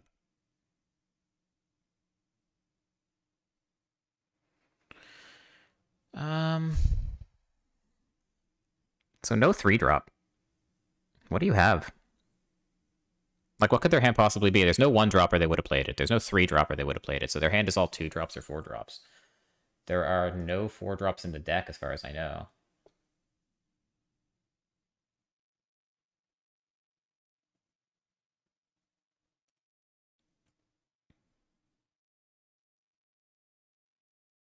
They do have a copy of 3 copies of Guardian of Faith, so letting them untap is somewhat dangerous.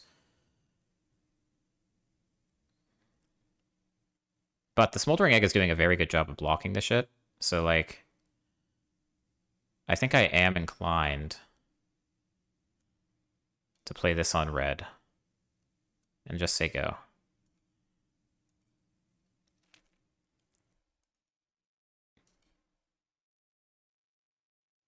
If they power up the Haven, I'm killing it. Sure.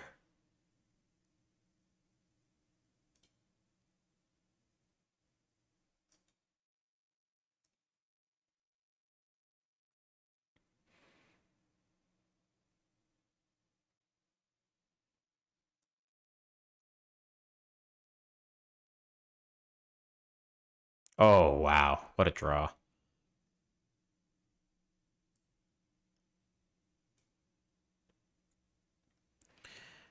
I think I am into casting this now. In case they have Protector. Getting this off the board is actually somewhat important.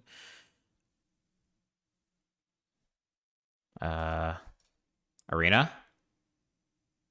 Arena? Hello?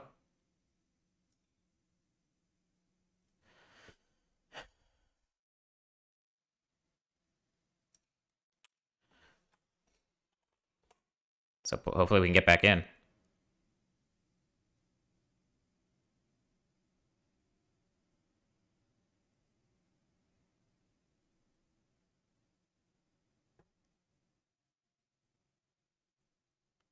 Okay, let's see what happened.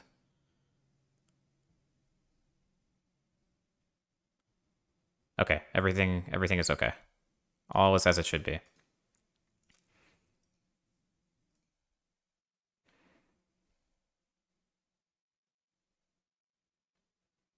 Ass pirate.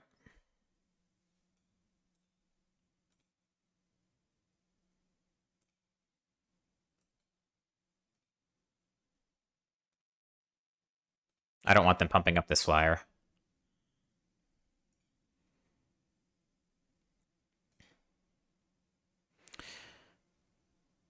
That's pretty good.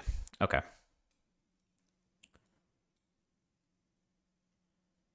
So we can disrupt literally anything they do. Flip this egg.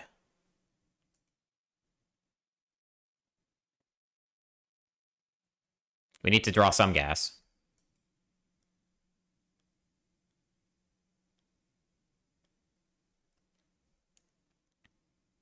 I should set stops.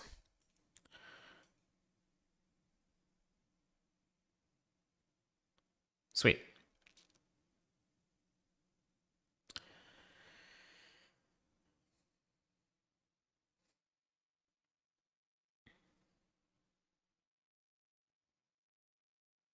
I think I'm down to start attacking. If they have Glorious Protector, then that sucks. They do.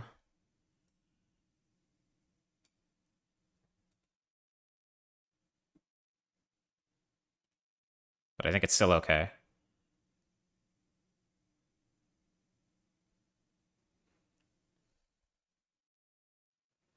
Like, it can't get in past this egg.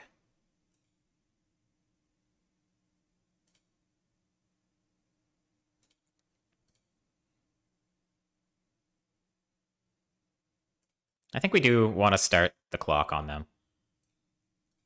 If we draw any spell, we're going to be able to mow this down pretty effectively. Maybe that means I'm not supposed to attack, actually.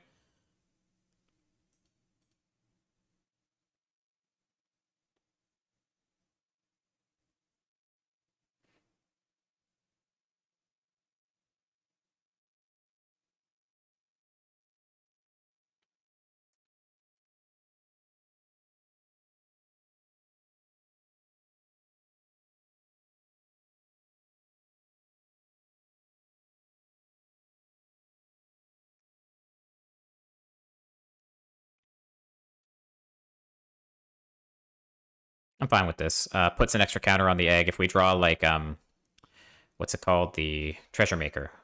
Unexpected Windfall. Then we're pretty happy. It'll flip the egg immediately. That's outstanding.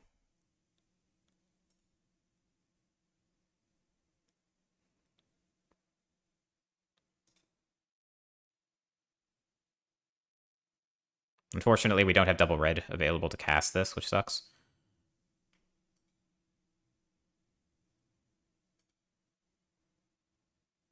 So I think I just want an extra blue. So we can put this away. We can grab the island. And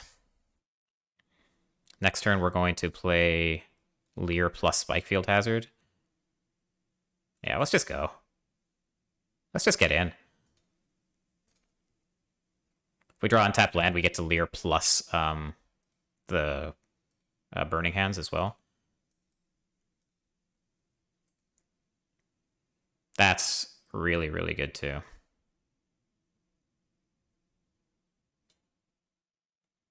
Yeah.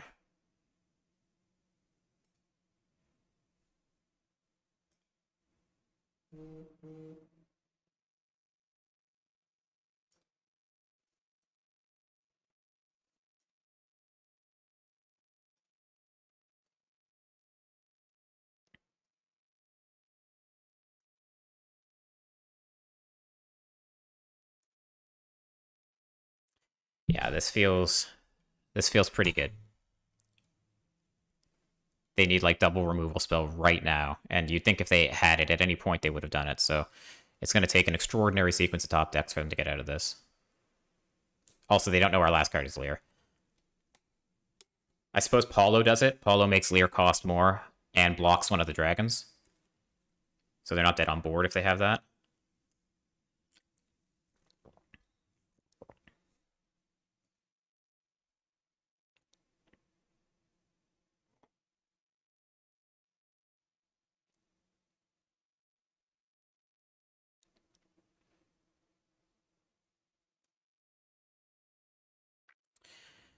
I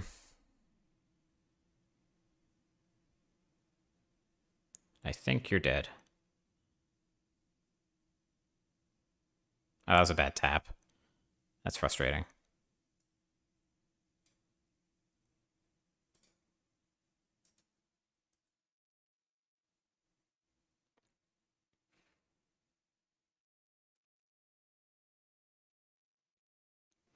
Cool.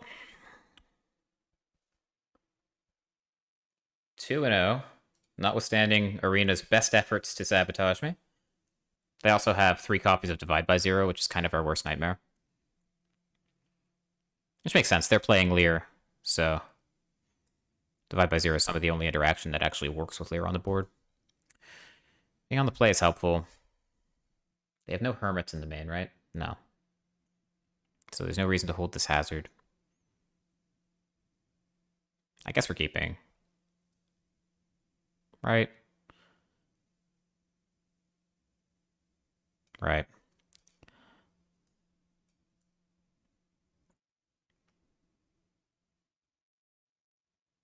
So our Smoldering Eggs aren't going to be great in game 1 because they'll run smack into the opponent's removal.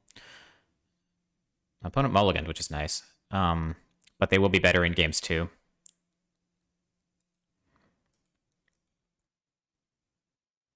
In games 2 and 3.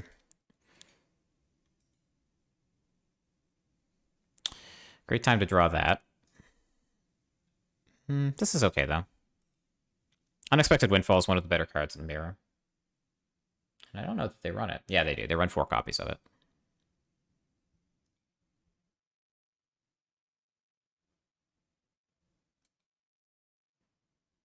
Divide by Zero is nice as well.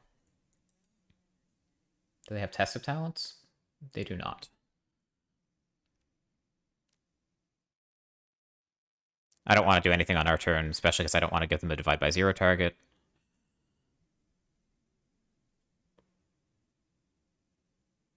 Wow, okay. So they've been holding that for a while. That kind of makes me think they have another one. But I'm not going to not do this. And I think I'm fine. We have the Lier Fading Hope combo, but everything else is so good. If this gets countered, we really want to have our land for next turn. Lier... We'll have the Fading Hope in the bin for Lier anyway, so I guess this is fine. This gets divided by 0, that's okay.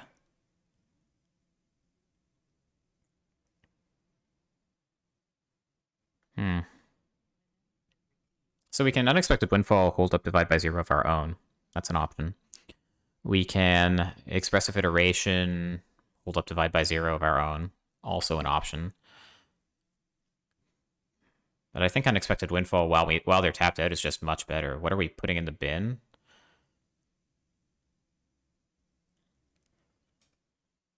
That's a more interesting question, right? Like, we could put Stroke anticipating that our Lier is going to come down. I think we get greedy and bin the land. Because if failing that, like, even if we don't get Divide by 0, we have Stroke available for any bad things that can happen. And if we draw untapped land, which we don't, then we're laughing. That didn't go all that well for us, though. So they could try to slam Lier. Um,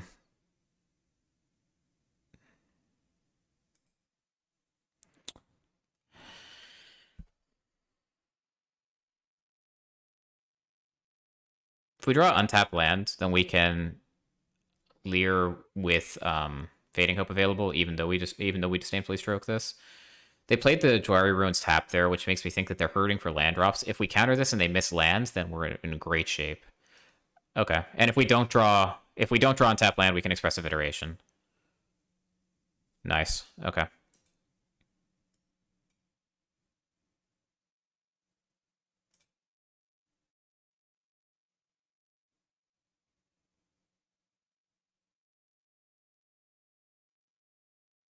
Okay.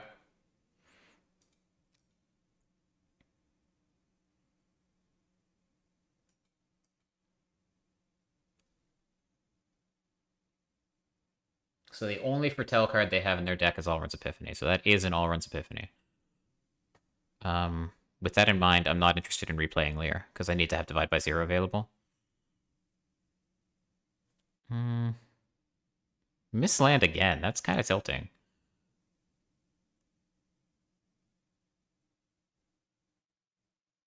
Put this to hand. Fading Hope can go away. I'll exile the Iteration, and I think I'm going to cast it because I think it's pretty likely we'll find untapped land at this point, and we'll have Divide by Zero available for this Epiphany. Yeah, I'm down for that. We don't. We don't find it. What a disaster.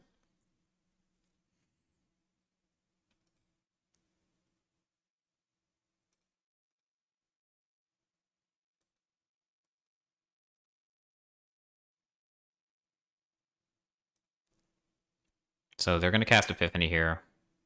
They're not. Okay. They fear Disdainful Stroke, I guess? But they've seen our Disdainful Stroke. We only have one copy, so maybe they're just not looking closely at our deck list.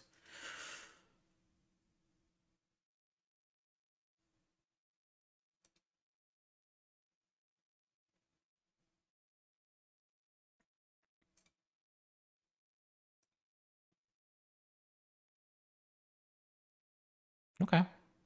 Well, all of a sudden this isn't so bad.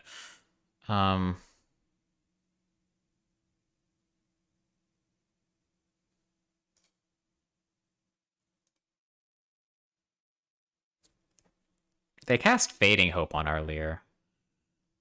That does suggest to me that they don't have...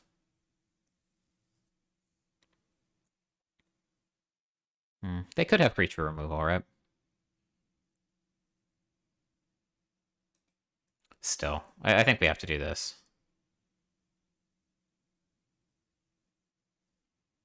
And we can say go, I think. I don't want to play Iteration this turn. Played our land already. Maybe that was a sequencing mistake, but Divide by Zero, Unexpected Windfall by themselves will flip this egg. They do have to do something about it. If they tap out, then we can Unexpected Windfall in response. Interesting.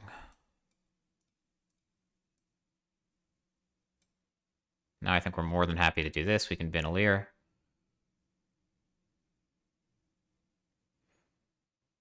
Sure.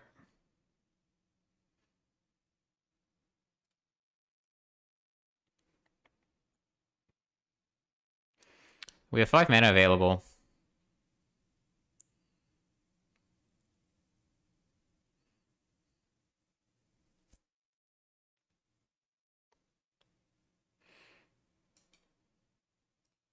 We just say go.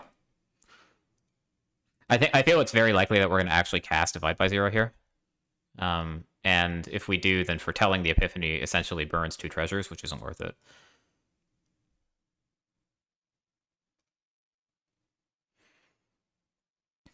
Like anything they do, we can divide it and flip the egg.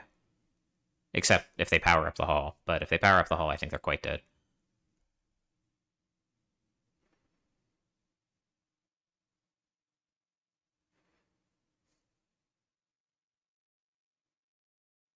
Panic Iteration. Okay. So that's going to happen.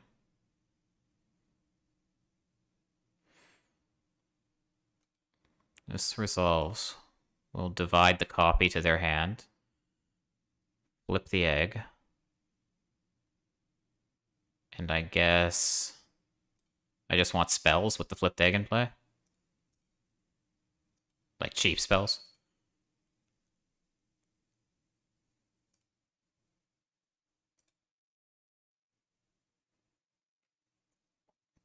That's incredibly aggressive.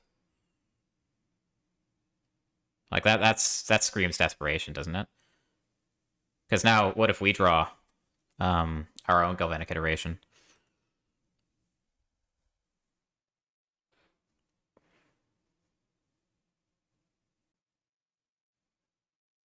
Okay. Could have been worse.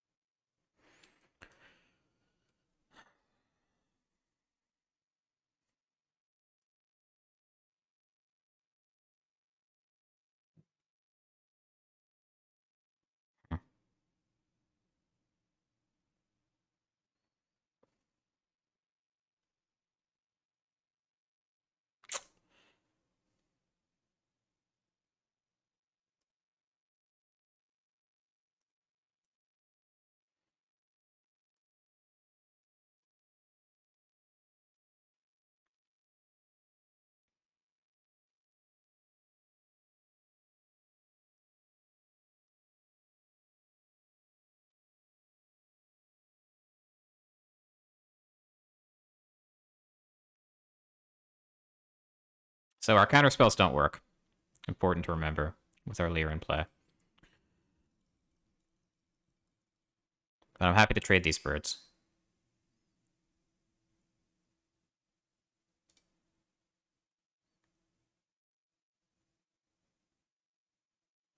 You can cast Environmental Sciences if we like. I just don't think there's a need. We can cast Iteration again. We've made our land drop for turn. We can cast Unexpected Windfall. That's not bad. We only have one copy of Divide by Zero anyway. Okay.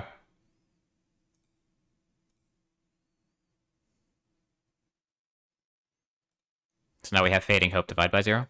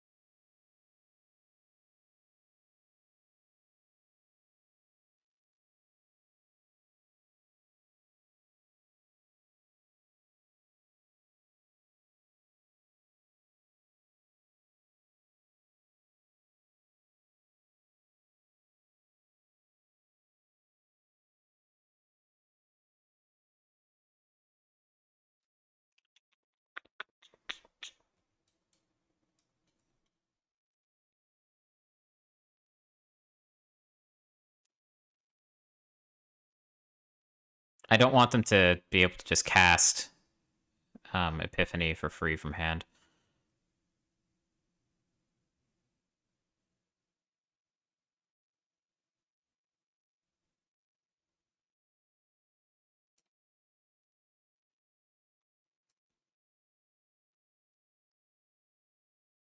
And if they have their own Lier, then I can Fading Hope it. Prismari Command, dealing 2 damage to Lier. You got it.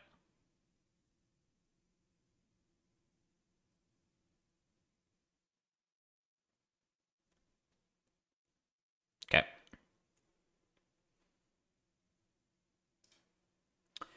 Okay. So that's surprisingly effective.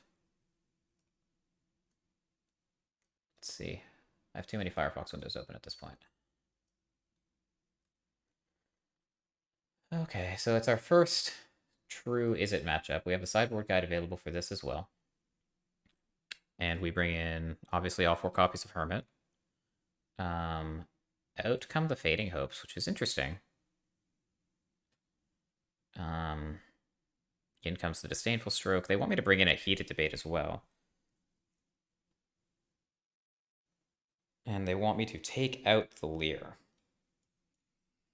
which I think is reasonable. Like, Lier obviously not great in the matchup, just sort of fine. But I don't know what else I want. What do they have in their sideboard?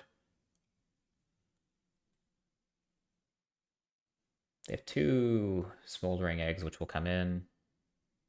Another Lier if they want, probably not. Cyclone Summoner? Can't imagine they would bring that in.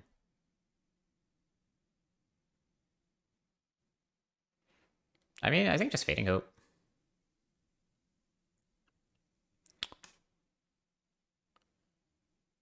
Yeah, 3-1. AMTG Nerd Girl. How was your flight?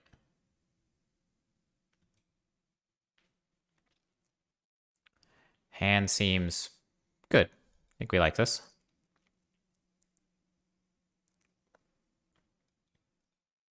So I think we're probably going to lead with the Hermit on 2 to be able to protect the egg. They might have trimmed some of their removal, and I'd like to be able to keep the egg in play. If they have Jwari Disruption, it's probably also better to have the Hermit get countered. Yeah. Cool. And obviously this is just like a good card to have in play against them too. They have their own Hermit, sure.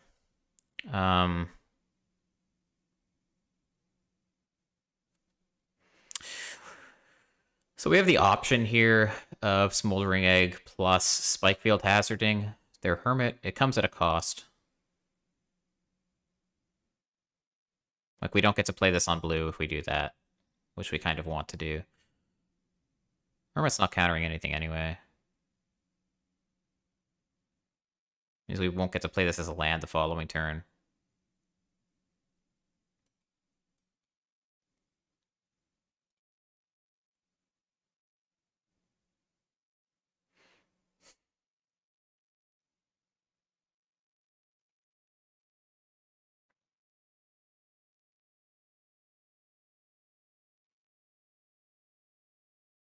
I think I'm okay making this trade. Maybe I shouldn't be. Because our egg will block their Hermit. And they take it.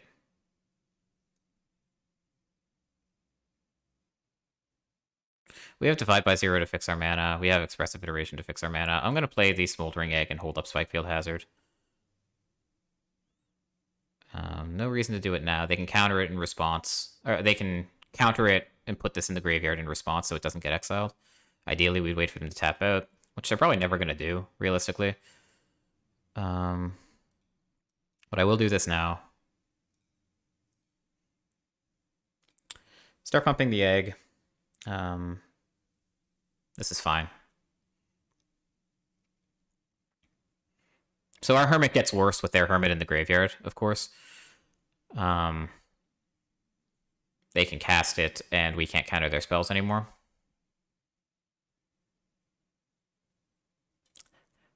I think I'm okay digging for land here as well. That resolved super fast. What? What?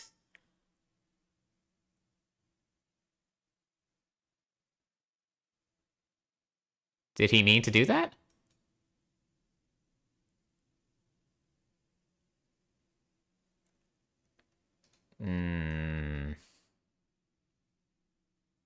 Okay. No, he submitted the match result.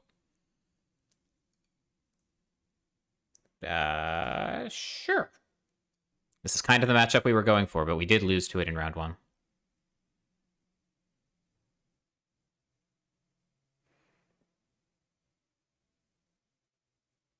This time we're on the draw.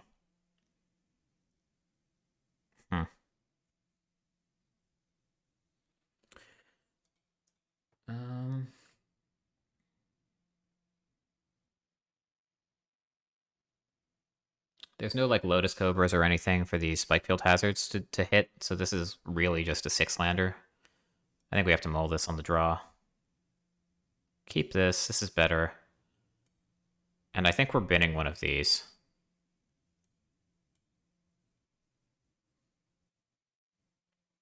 It's pretty good. I think I'm kind of into... we play Island, they play Pack Leader, we bounce the Pack Leader, play the egg, then they can replay the Pack Leader, and...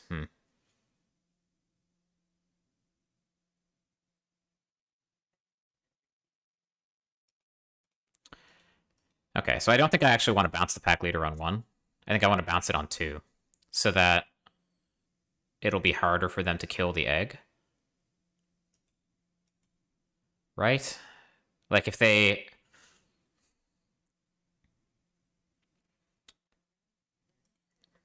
Jesus. If they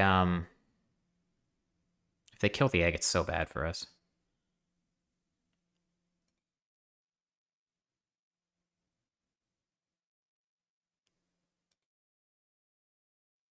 So the Faceless Haven means no Old Growth Troll this turn. Not much can realistically happen to us here, I don't think. But I think I'll take 3 so that it's not on the board. They have to replay it next turn. Is that crazy? They might not have a good play other than replaying this. Yeah, okay, we'll take 3. Yeah. And if they have Snakeskin Veil, then this was never going to resolve anyway.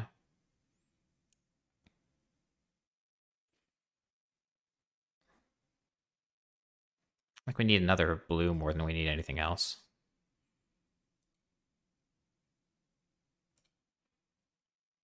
We found it.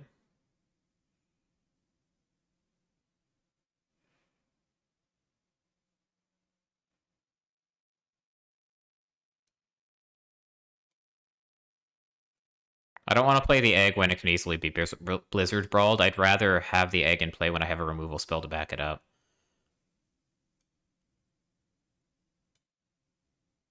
So this ramps them if we kill it, which is inconvenient.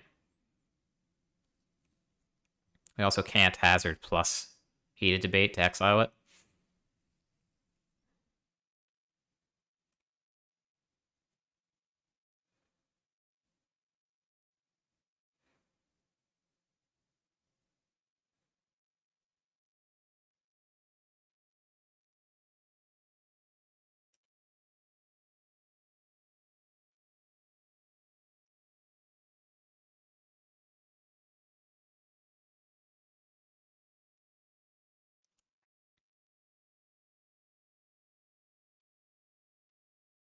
Guess we had the option to play Untapped Red and do that, but I think my plan wants to be Smoldering Egg plus Heated Debate backup.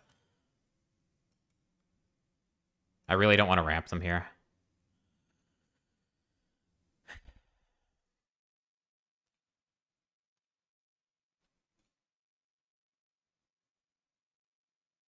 Yeah, that's irritating.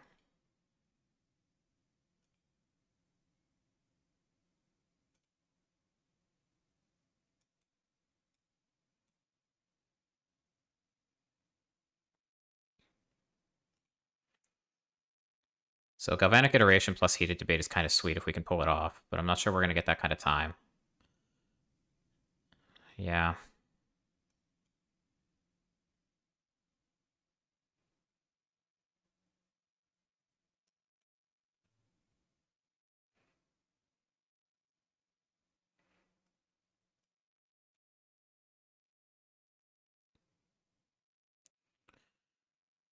Yeah.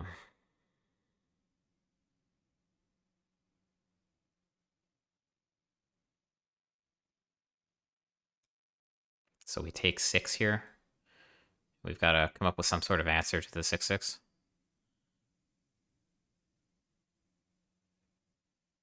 We draw untapped land, then we can Galvanic Iteration plus Windfall. Try to find a bunch of Fading Hopes and stuff. They have the Blizzard Brawl post-combat too. Sick.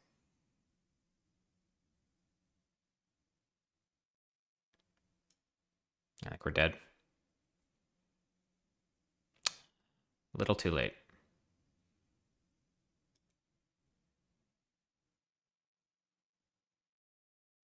Maybe I was probably supposed to take the Thundering Rebuke and the Mountain, not the Epiphany. Not that it matters. We're dead anyway.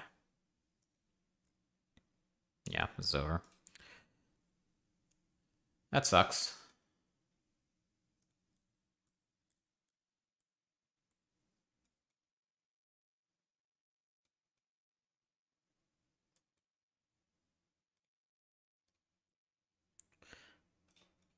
So obviously this gets a little better after board. We pull in a bunch of removal spells. We don't have our expensive 7 drops, and Lier is supposed to just take over the game on her own.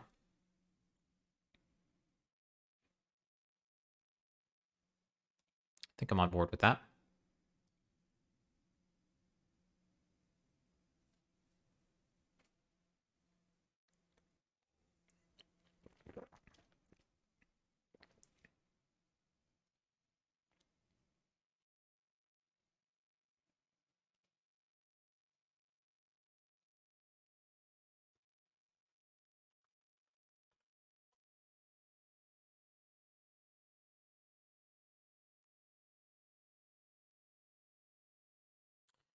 Okay. We can make this work on the play. These hauls are going to be annoying. We really want to be able to get our red mana into play. So these are going to... One of this is going to come in tapped. Can't be helped.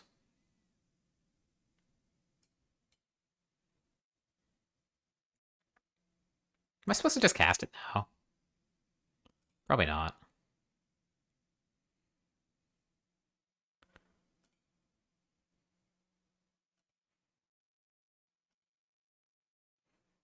So here I think we hold up the heated debate. We can also just kill the Sculptor. That sucks if they have Old Growth Troll.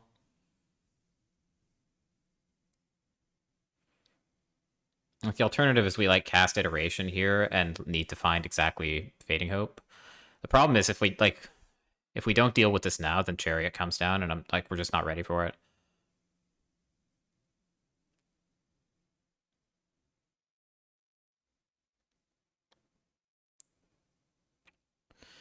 So if it's Chariot, Heated Debate doesn't do anything. If it's not Chariot, then we can Heated Debate on a following turn. Okay. Yeah. Not ideal.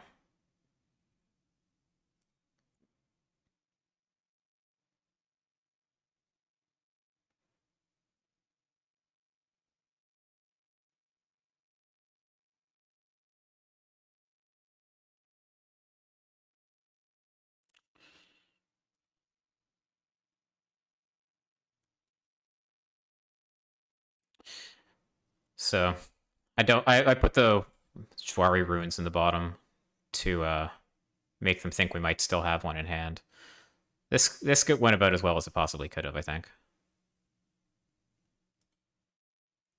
Oh, there's a Fading Hope that we tried to bluff.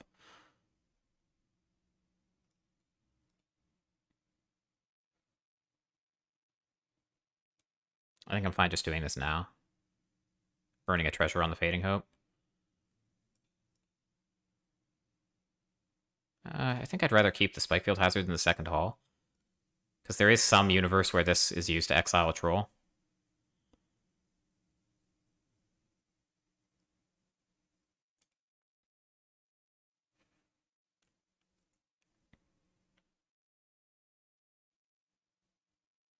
Yeah. So we can do that next turn. We can Hazard plus Heated Debate. This was an interesting pre-combat choice. I'm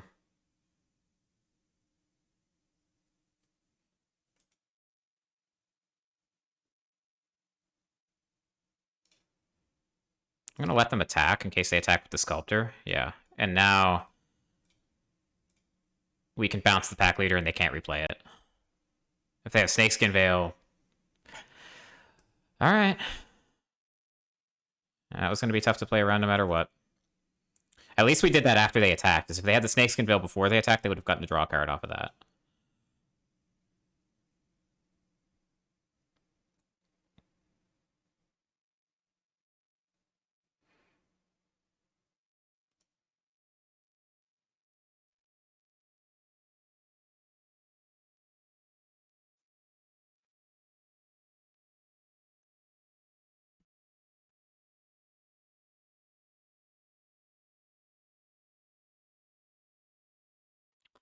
So we can either Thundering Rebuke plus Heated Debate, or we can play Lier plus Fading Hope.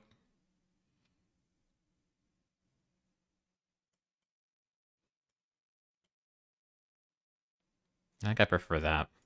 And I'm going to do this now before they untap.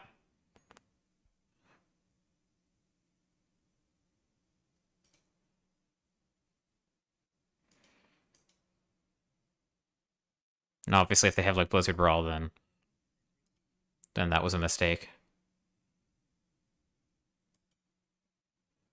Yeah, of course they do.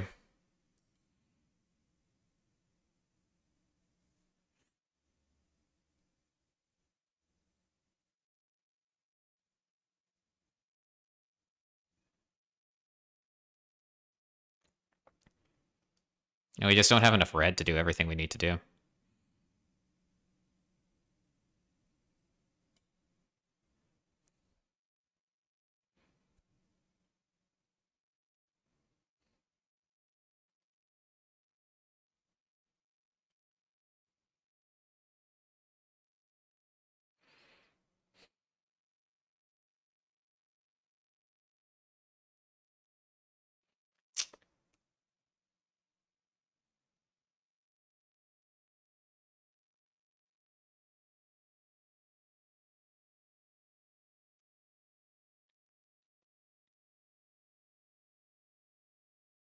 There's a stick there too, so they have like another Snakeskin Veil. I'm not sure there was any way to beat that draw, if that's what they had.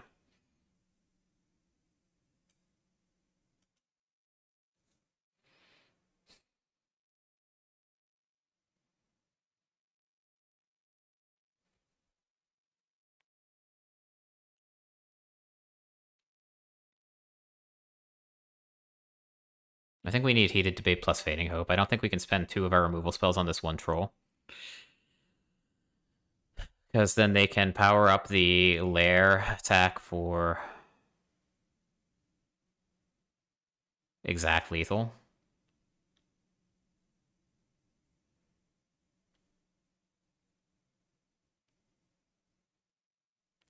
So I guess we do this now. If they have Snakeskin Veil, then I'd rather them do it on my turn, I suppose. This ramps them significantly, of course, but... Because now they can tap it and then untap it again with Sculptor. And they have all the mana in the world. And we basically need to find Lier off the top. This isn't so bad.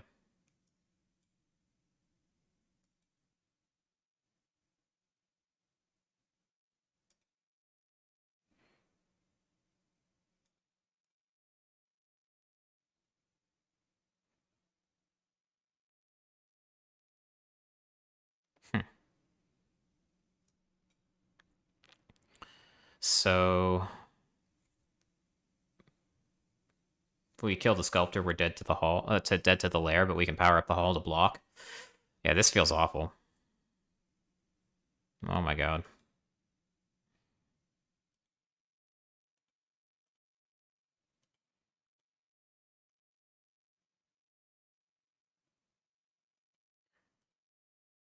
I think we've got to do this.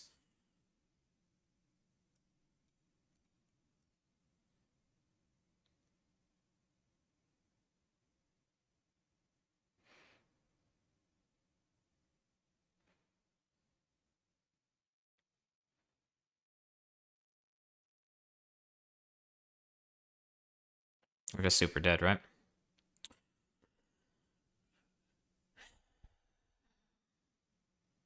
Like, if we kill the troll with the smashing, then Lair gets in. So I guess we have to say go.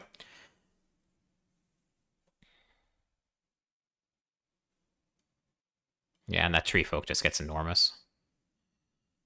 Over time. Just don't have a great answer.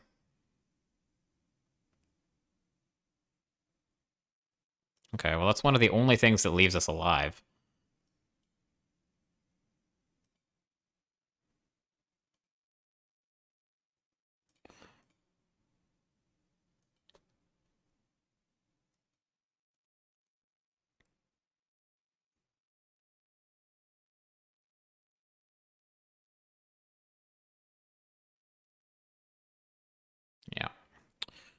Okay. Well, that wasn't even close. That didn't feel too good.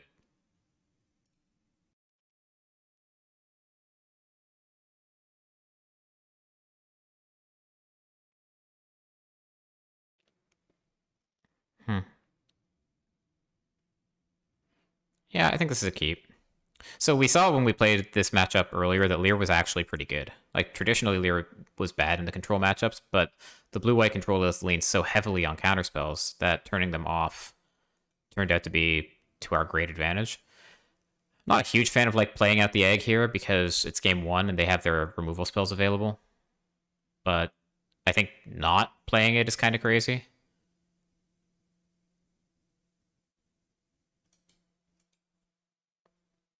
Like, because if they don't have removal and we get to flip it, that's one of the ways we win. So I think we just do it. It's not like we're doing much else with our turn. They foretell. That's pretty nice. Let's see what we see. We find Galvanic Iteration and Expressive Iteration, neither of which we can cast. So which one do we want more? Probably Expressive Iteration. And I think I'm kind of okay just firing off the Spikefield Hazard at their face to put another counter on the egg.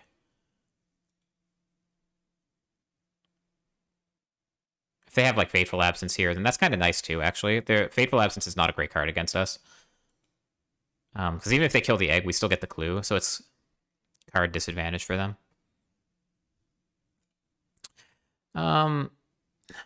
They don't have any creatures. Well, they do, actually. They have 2 copies of Malevolent Hermit in the main, so maybe I'm not supposed to cast this now. In fact, I'm almost certainly not supposed to cast this now. I'll just untap. Another Divide by 0.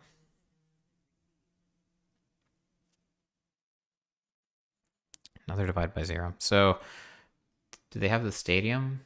The Stadium's 3 mana, right? They probably would have played that if they had it. What's coming next turn? They could have Teferi, which we would want to divide.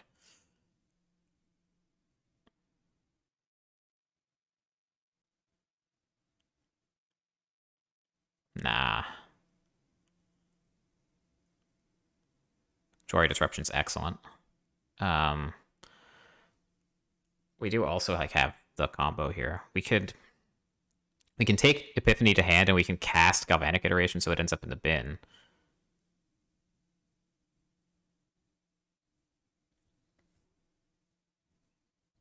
This is a tough call.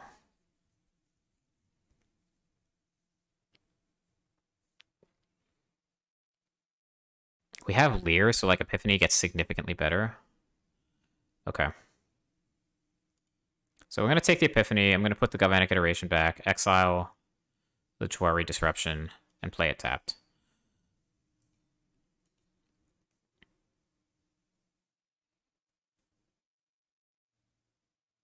Maybe what I was supposed to do was foretell the Epiphany there. Okay, because if they had Teferi, then that was kind of sad.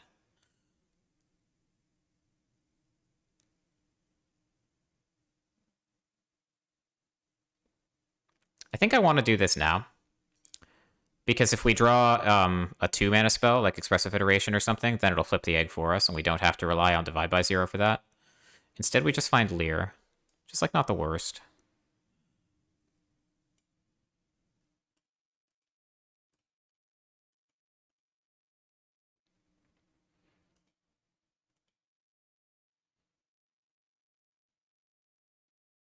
It's like anything they do, we can divide and it'll flip the egg, so they are kind of in a bind.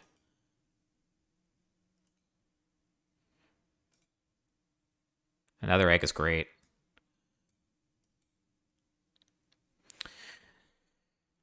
So, like, we can cast Epiphany. It certainly gets countered. I don't think we have to be in any rush. I'm just going to play another egg. You want to counter that? Go nuts. And then eventually the dream is to get Lier down with Divide by 0 available. These could be Doomscar. They do run 4. So...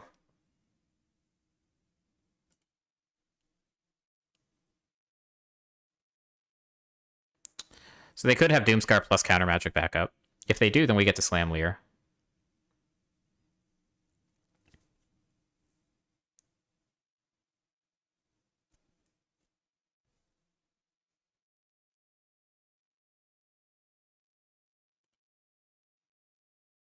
Certainly feels like it, right?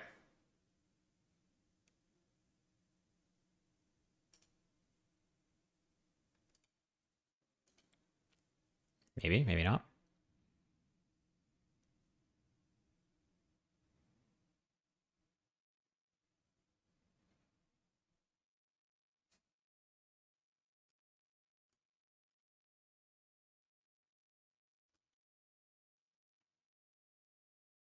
Skyclave Apparition.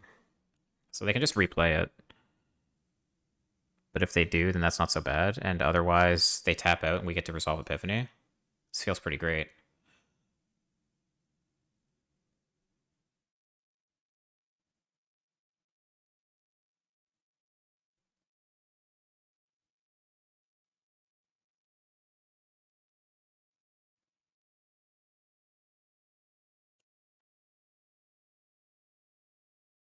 They can just let this happen. Yeah, like this is great, but if they had just let this happen and cast Doomscar, that would have been a pretty good reason not to do it.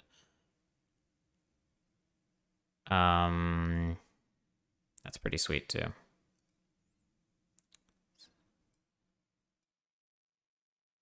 Epiphany it up. That flips. I attack. And that's got to be the ball game, right?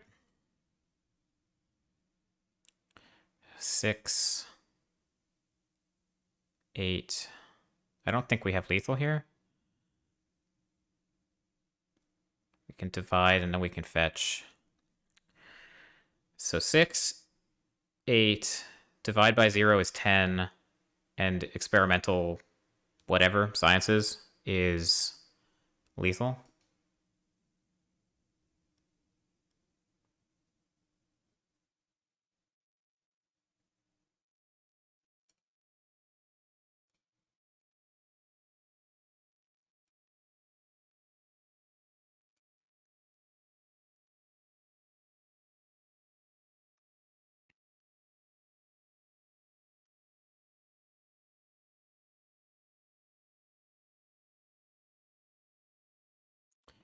Upstairs. Cool. So, out comes, like, again, the sideboard guide says to take out the Lier, but I don't think that was intended for this matchup. I think I'm fine trimming Fading Hope. Obviously, I want the Hermits. Obviously, I want the Stroke. Heated Debate doesn't seem great. That's more for, like, the Dragon version. So we need to make 4 cuts here. And, I mean, like, Thundering Rebuke seems really bad. Heated Debate seems bad. And, like, Lier, because we brought in a Disdainful Stroke. I think this is what I like.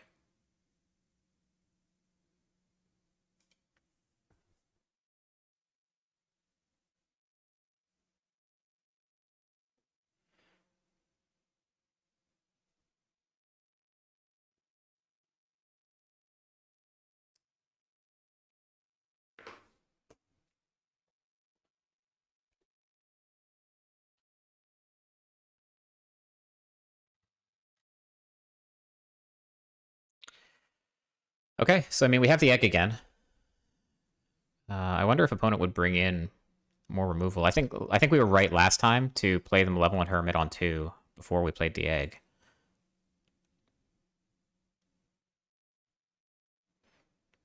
Hazard's like a reasonable choice for their Hermit, should they have one.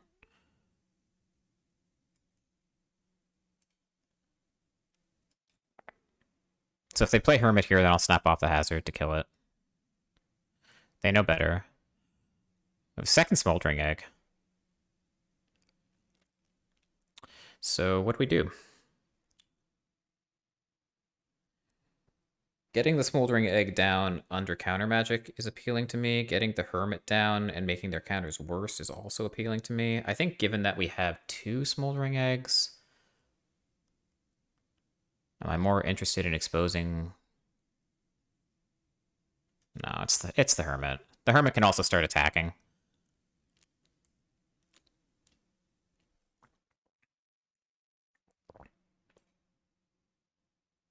Okay. So that's Desperation Behold for land, most likely. Let's attack. And we're going to play this on blue. And it's going to start to smolder.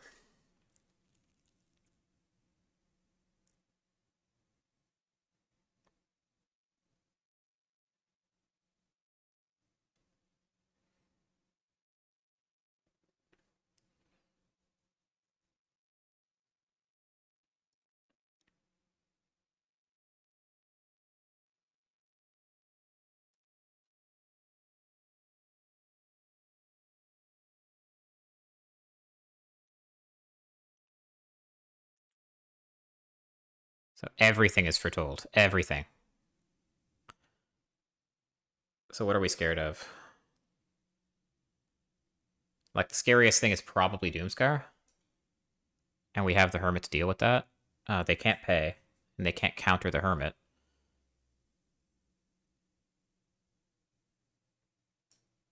So... this?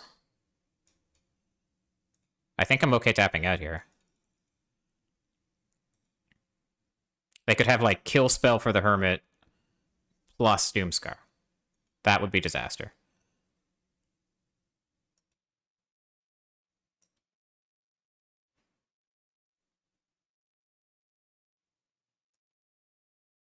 If they don't, though, then these eggs are going to start putting a ton of pressure on them.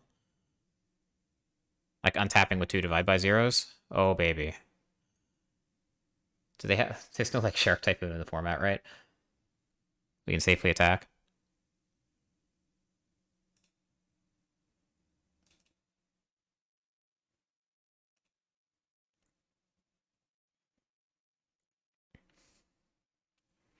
I think we just hold up divide by 0 plus Hermit. We can play another one if we like. But I think that's just overextending.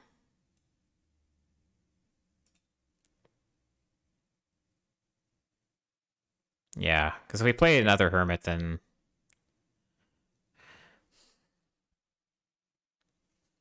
then we can hold up both Hermits. Let's them use a counterspell here. Maybe we want to make them use a counterspell here.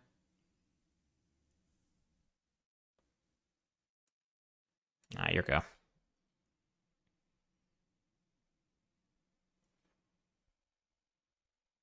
I think we're at the point where we don't counter anything that doesn't deal with the board. Like, these represent so much pressure.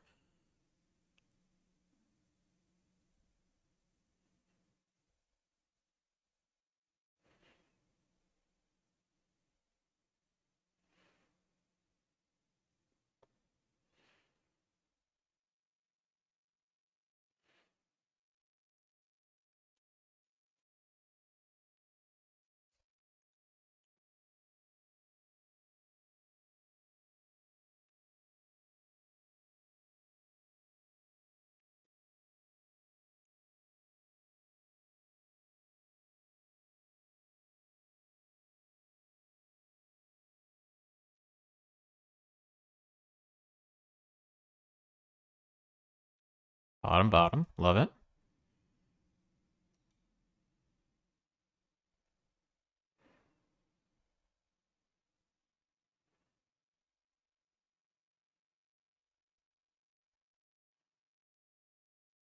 What are we thinking here, opponent?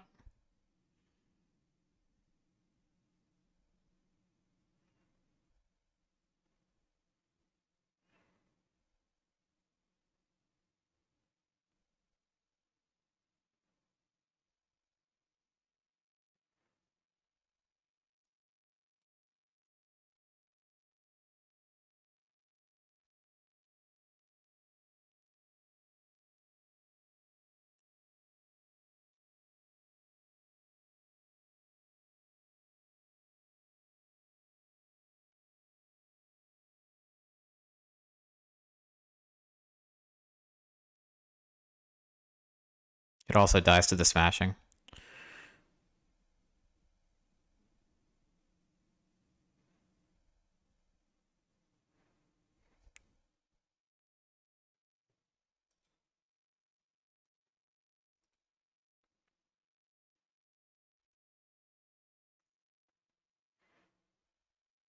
Hmm.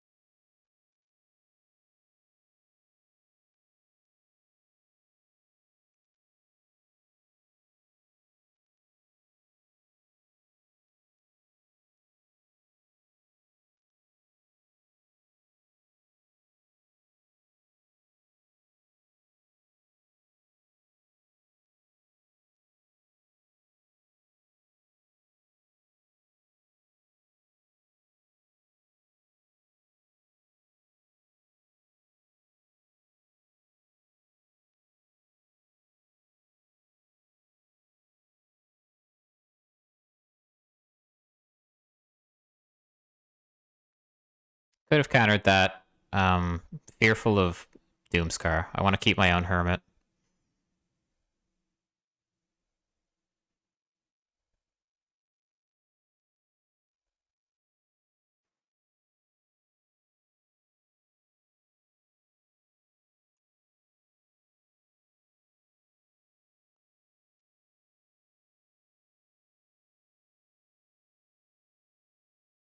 Hmm.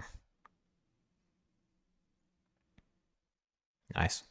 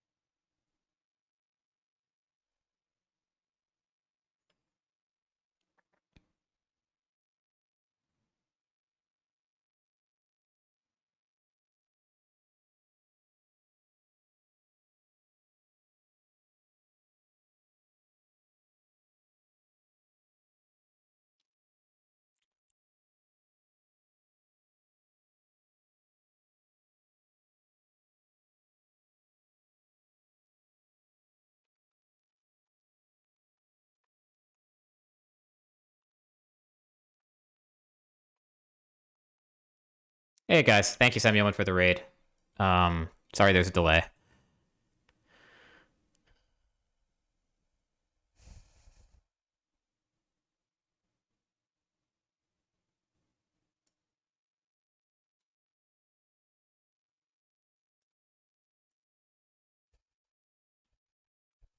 Yeah, that's a huge raid. Thank you, Samuel. Welcome to the stream, everyone who's here. We are playing for our lives, our tournament lives. It's game 2 of round 7. We are 4-2. We need to finish 6-2 in order to place, in order to make day 2, basically.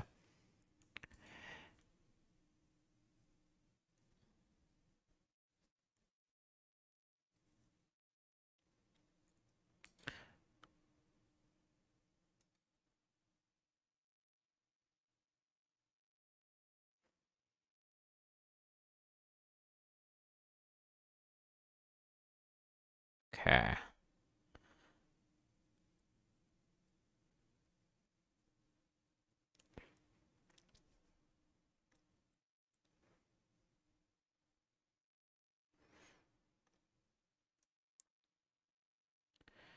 think I'm down to do this. See what opponent does.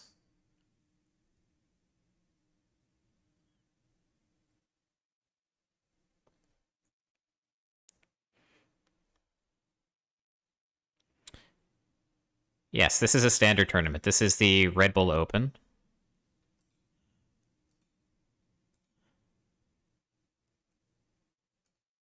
And I think we're just trying to get in.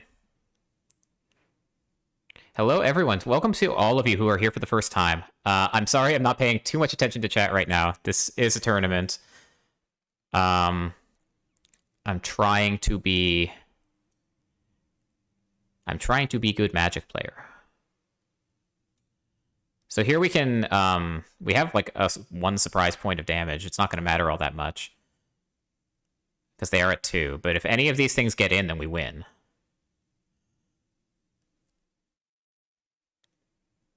So they need to put, they need to deal with our board.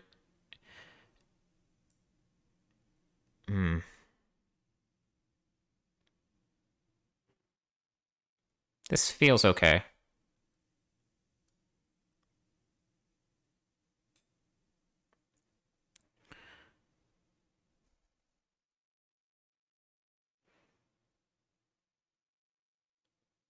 It's not like the old Teferi 4 who could phase our stuff out.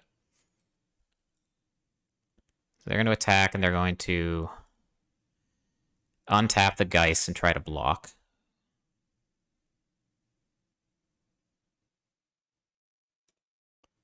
They can play Skyclave Apparition.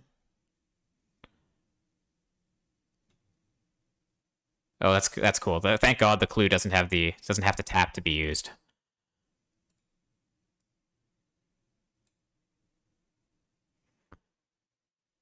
And let's hope we can find...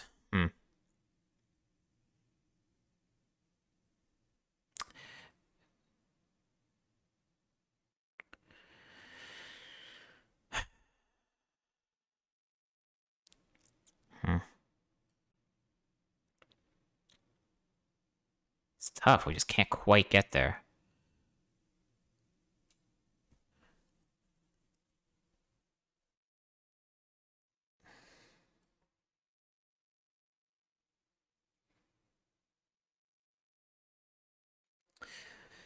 Let's see. If we can find second Spike Field Hazard, or I guess third at this point, like the last one in the deck.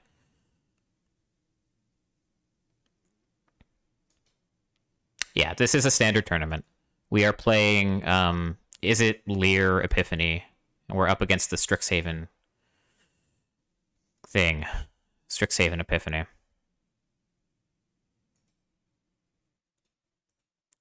And I just don't think we are quite going to get there. That's not good.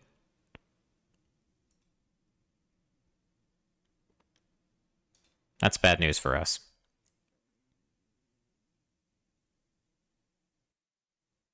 So that probably means Doomscar or something, right? Because they wanted to give us the token back.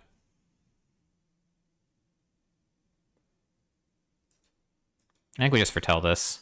Hope that we've exhausted their counter magic. I don't think there's a way that this ever makes the difference. I think I'd rather just have the mana. Like if this was shock, then we'd be fine. Yeah.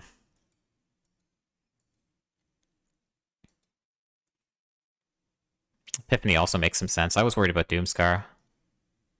The Epiphany must have come off the top recently because they foretold a bunch of stuff in the beginning of the game. Streamer is somewhat stoic. Yeah, no, I'm sorry. You are very loved. Just find it hard to focus on chat and think at the same time.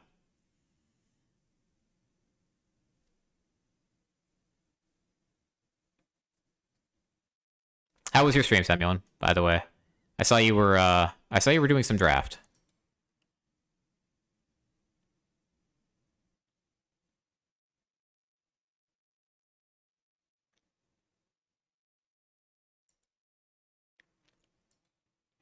I don't know how we get out of this, unfortunately.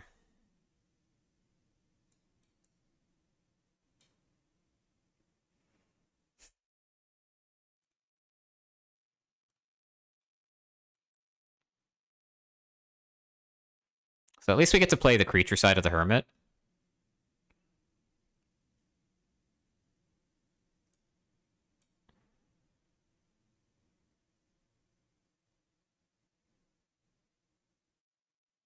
Okay.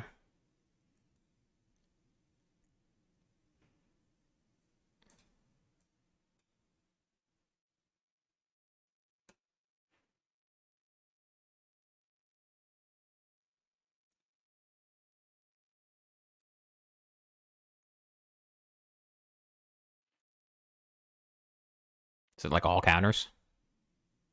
Jesus, it is.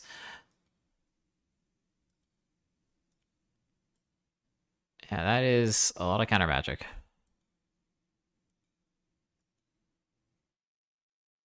I think we're probably dead. In a normal like ladder match, I would scoop it up here. In a tournament, I'm going to make them prove it a little more.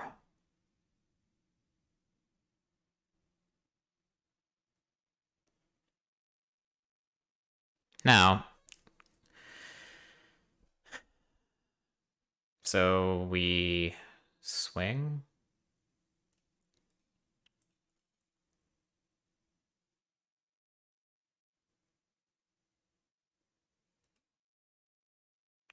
They take it. That's a bad sign. That means they feel pretty much invincible. We're going to play this one to play around Jwari Disruption. Okay. I will scoop that one up. Okay. So I feel like a better player than me probably would have figured the way out of that one when we had those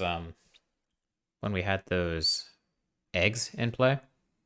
But I think I just got a little too trigger happy. Tried to end the game too quickly. I still think this is fine. I think we'll go just like this.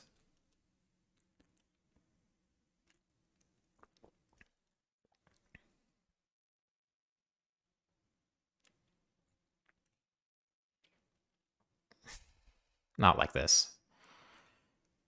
Oh my god.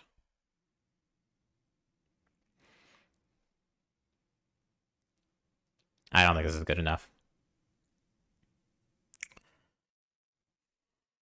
I hate mulling to 5 here, but I don't think this is good enough. Like, stroke doesn't do anything. We're not doing anything until 5. Okay.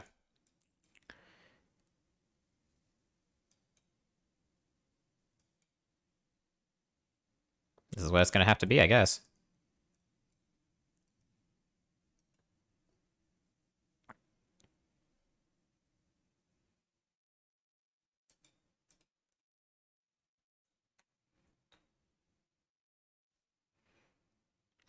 Hermit. All right, so we'll play the iteration before they can counter it with Hermit. That's pretty good. So that's going to be Spike Field Hazard to hand, Mountain to exile, and let's just say no to this thing. Before they can untap and sacrifice it in response, so it goes to the exile instead of the bin, so they can't recast it. So we saw they kept in a bunch of removal. Egg is much better if we can play it before Windfall than after. I just am not convinced it's going to resolve. What did they do? Last turn they played Hermit.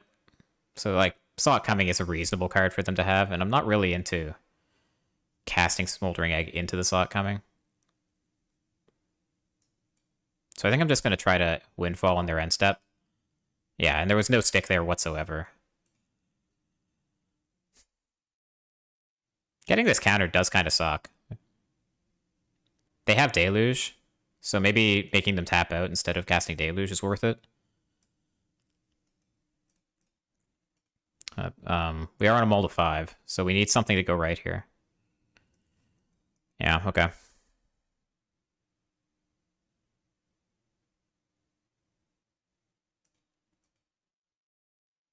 Should have played the Hermit first. But just going to play everything. Giving him any time at all means we're going to lose this one. I think we're going to lose this one anyway.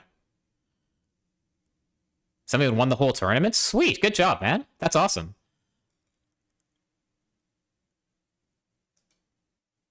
Congratulations, Semyon. That's amazing. Well done.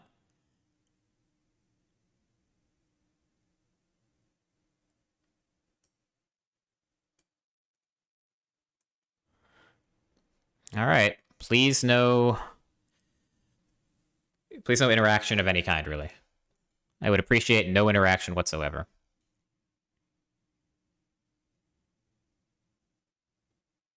Because if we draw untapped lands and the Geist stays in play, then the Epiphany will resolve. Sure.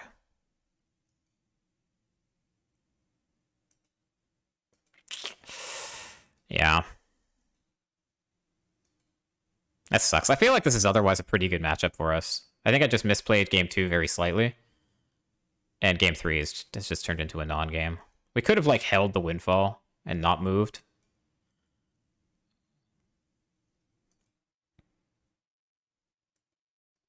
Okay. At least they don't have the stadium in play, but I'm not sure how we ever get through this now. Yeah, I think this is my fault. Oh, and they emblem to Fairy, too. Christ.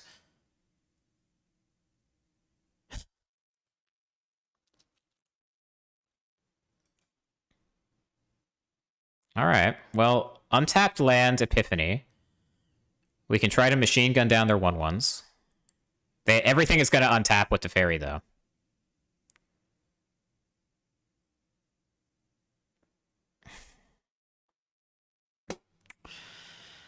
We're going to lose to the freaking stadium. We're dead on board. God, that sucks. Untap land and maybe we have a chance. I think we have to attack. Because they can just tap it down otherwise.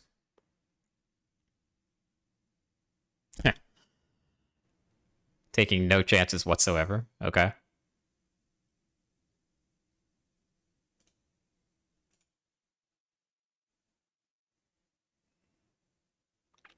So 6, 7, 8, 9, 10. Yeah, we're dead. Pretend we have a counter, but if they see it, then we're dead. They just have to tap it first and then untap it with the Fairy and get in with the birds. Yeah, they see it.